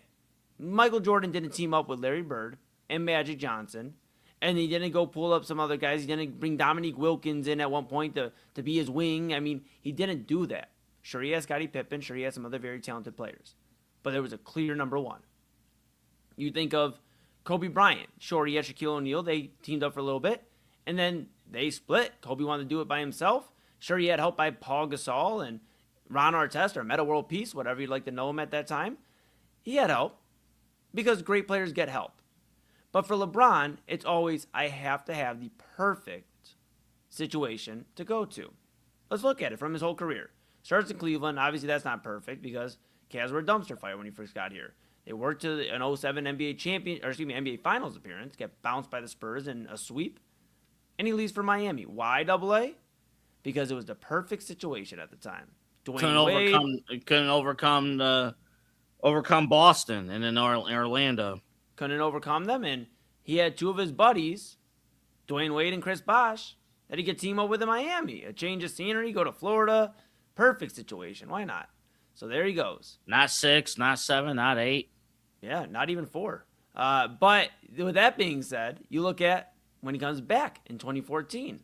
Double A is the perfect situation. Cleveland's been longing for LeBron to come back. Please, somebody win a championship here. Please, somebody do it. So what does he do? The king returns home. Cue the Skylar Gray. Everybody's happy. Oh my goodness. Kevin Love is even coming here. Kevin Love, mind you, a double-double machine. Putting up 20 numbers. People forget about Kevin Love. Kevin Love in 2014, that was a major, major move getting him here. Like, Kevin Love was one of the emerging superstars of the NBA back in 2014. He sure was. A double-double machine, 20 point, 20 rebound games out of Kevin Love. He sacrificed a lot. You want to talk about that 2016 Cavaliers team? Kyle Cornell, I believe, even mentioned on Unfiltered. He sacrificed a lot to just get NBA gold. Of course, Kyrie Irving was there, and whatever your opinion of Kyrie Irving is in 2026 is what it is. However, it was the perfect situation. LeBron comes home. He's got a star-studded team. They let him choose who he wants. James Jones comes in here. Hey, he was in Miami with me. Shawn Marion, he's pretty cool. Got Shawn Marion in here. Mike Miller. I mean, come on, Double. Mike Miller. Oh, my goodness gracious. So many fun names. It's just a perfect situation until it wasn't. Then they lose 2 finals, 3 of 4 to the Warriors, who we'll get to here in a second. And then he goes where, Double A? The West Coast, because, oh my goodness, everybody's got to go to the West Coast. You got to be a Laker, right? If you're not a Celtic, you got to be a Laker. It just makes so much sense. Why wouldn't he go to Los Angeles? It's a perfect situation. And sure, it wasn't perfect when he got there. There were some wrinkles and whatnot, but oh my goodness. Well, would you look at that? Anthony Davis. He says, I'm not going to go anywhere but Los Angeles. Almost like it was planned out when LeBron was going to Los Angeles. Because let's not fool ourselves here, folks. LeBron James, though he may not make the best decisions all the time in terms of roster construction, he always has a plan. Rich Paul always has a plan, whether it's a year or 2 in advance. Rich Paul's on a podcast mentioning about his plans for the Lakers before the season even started. While the season's getting going, about how they're going to keep LeBron. If I was the Lakers GM, well, I mean, he might as well have been. Because That's the only way the Lakers would have kept LeBron, because I do think out of the 4 teams we talked about on primetime, that being the Warriors, the Lakers, the Cavs, and the Heat, the Lakers are probably bottom of that barrel when it comes to where he's going next. But it was a perfect situation. Anthony Davis comes there. They win a bubble championship. Dude, it was so much fun, man. They had the perfect situation. And so then we get to now. Mm-hmm.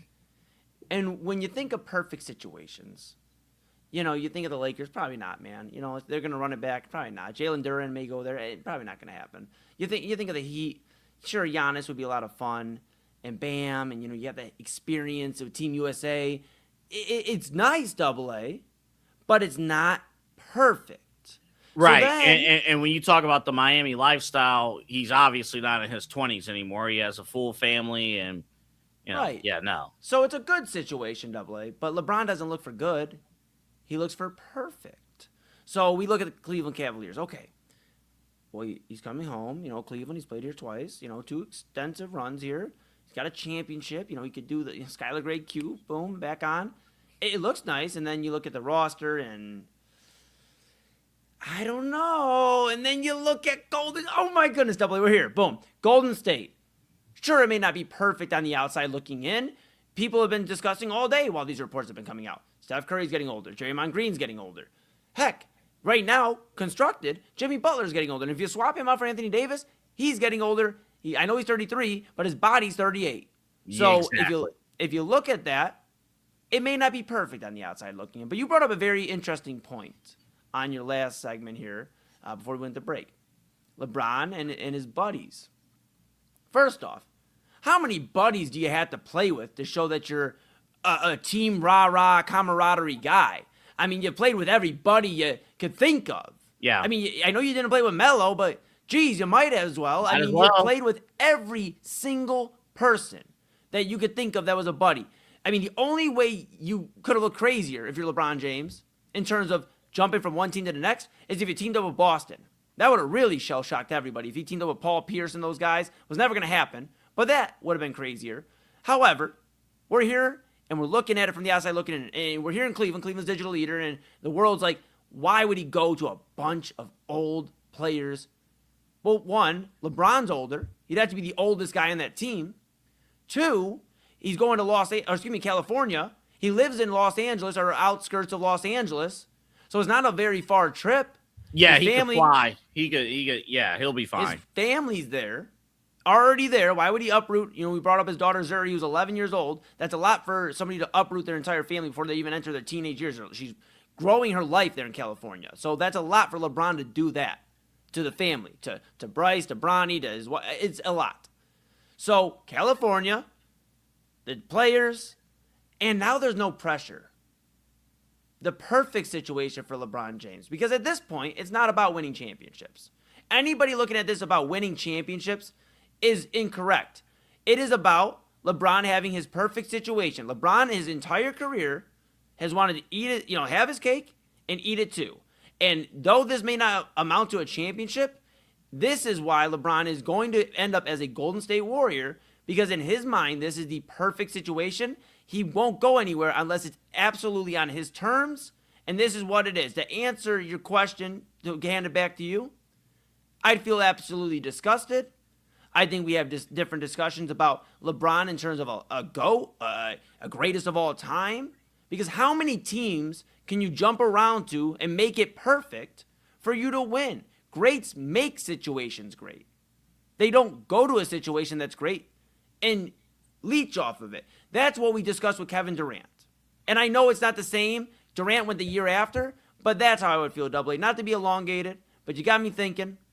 This is just a perfect situation for LeBron. Unfortunately, this is the worst way to end his career and will leave people discussing his legacy for years to come in a bad light.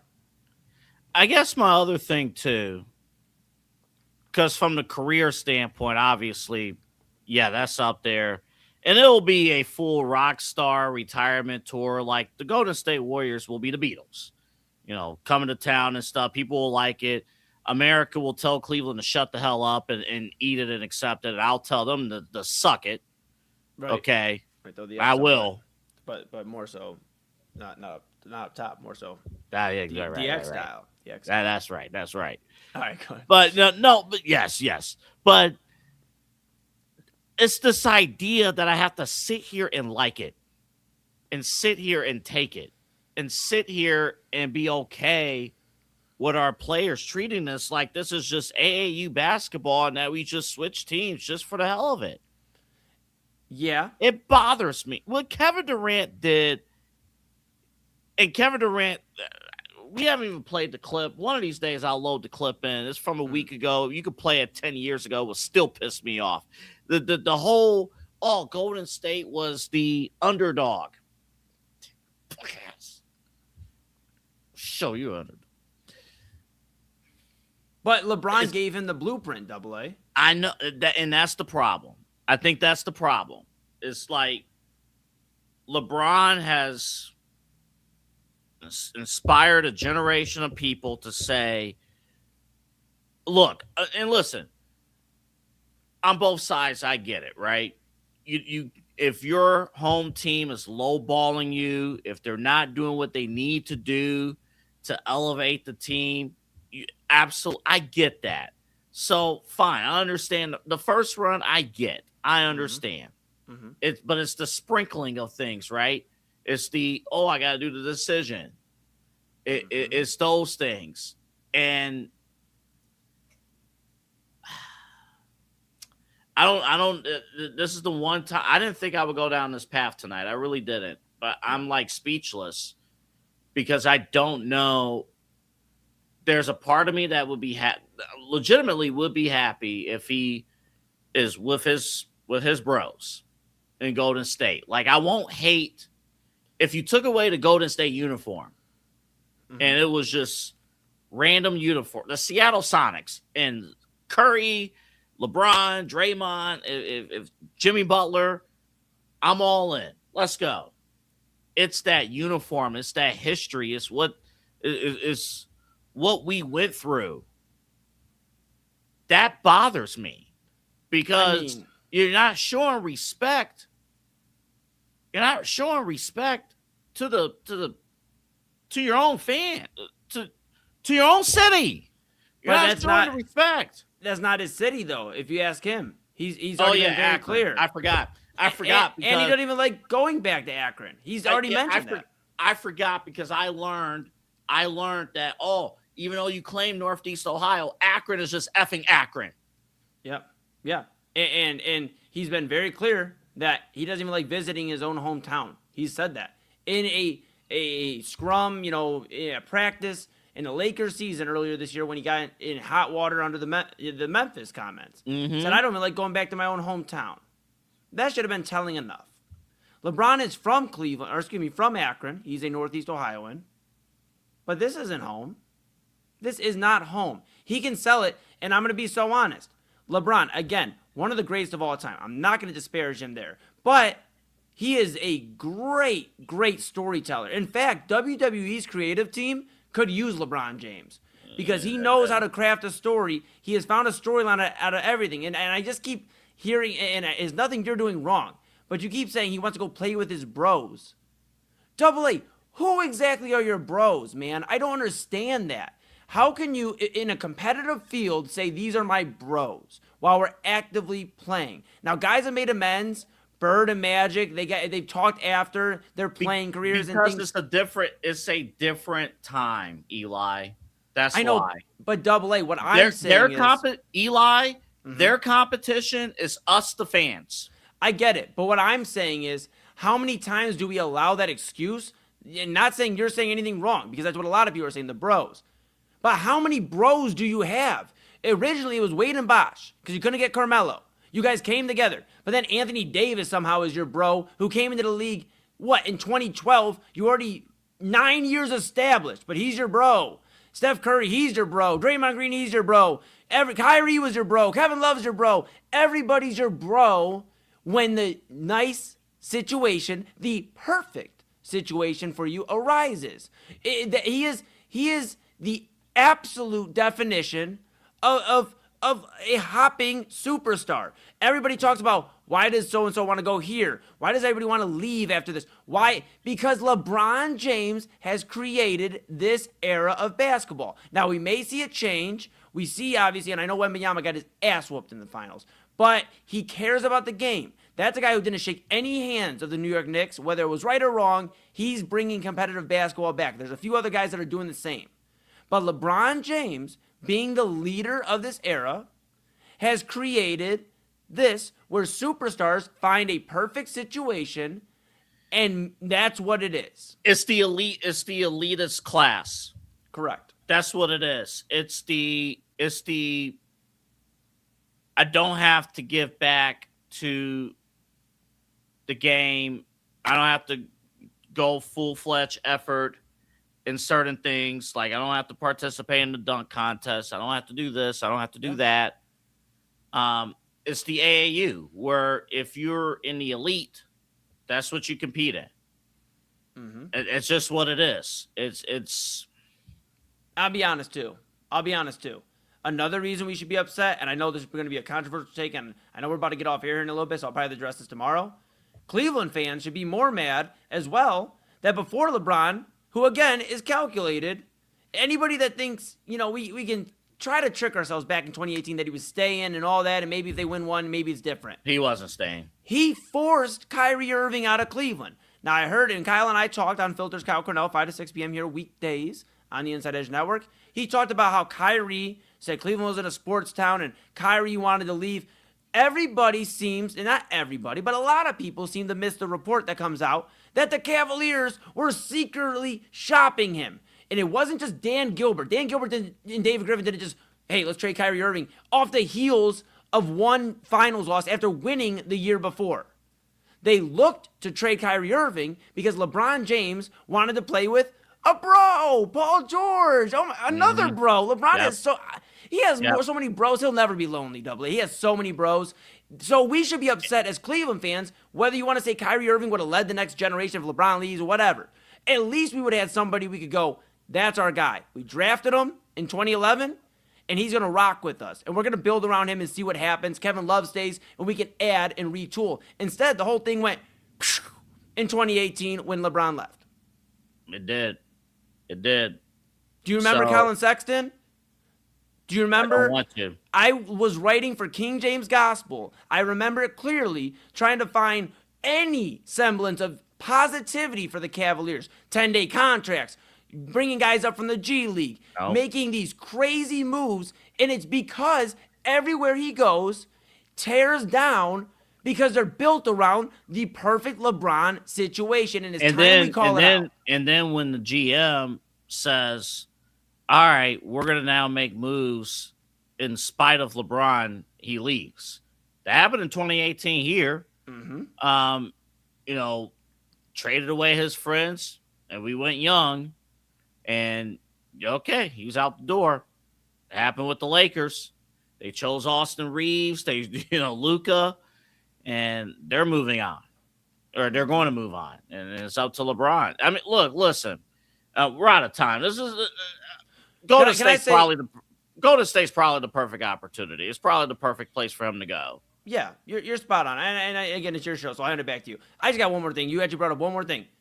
The dude is literally the smartest businessman in the world, but will stab you in your back. Anthony Davis, his bro, was moved for Luka Doncic. Again, another bro. This guy has so many freaking bros. I don't understand it. He moved Luka Doncic, or for Luka Doncic. Everybody that wants to say, LeBron had no clue. LeBron said he had no clue. You don't approve that. You don't get that. You don't just allow that deal to just, I didn't know in the middle of February or late January. It was my birthday. It happened February 1st. It happened. This is like and they're in different eras. This is the equivalent of like Patrick Mahomes. I know he's been a hot topic here the last couple of days on the main event and on Filtered all across the Inside Edge Network. That'd be like Patrick Mahomes right now being like, Kansas City, I love you, but I want to go play with my bros. Matt Stafford retires. Let's a hypothetical world, Matt Stafford retires. I go play with the Los Angeles Rams because they're all my bros. And then I go play here and here because Patrick Mahomes is on the path to where he's already halfway to he's about halfway roughly with 3 Super Bowls to Brady's 7. So now he just has to, if he just goes play with his bros double A and follows the LeBron method, he probably can get there, right? But we'll see what happens. We'll see. All right, that's the show. That's the show. There's topics we were going to do today. We'll do the playoff thing tomorrow. Yeah. We'll do that tomorrow. But no, it's exhausting just because.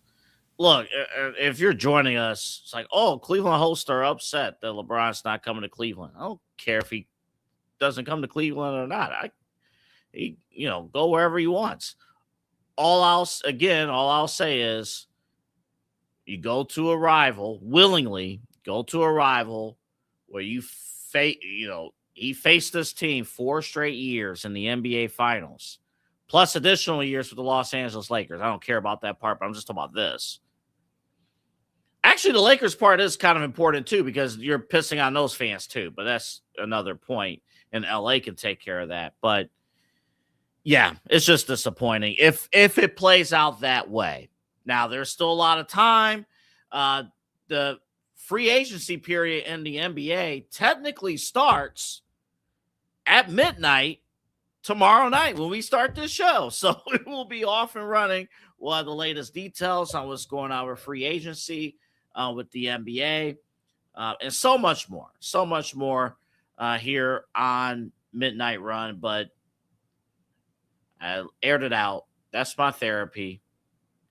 Now I'm going to bed. And you should too. Good night.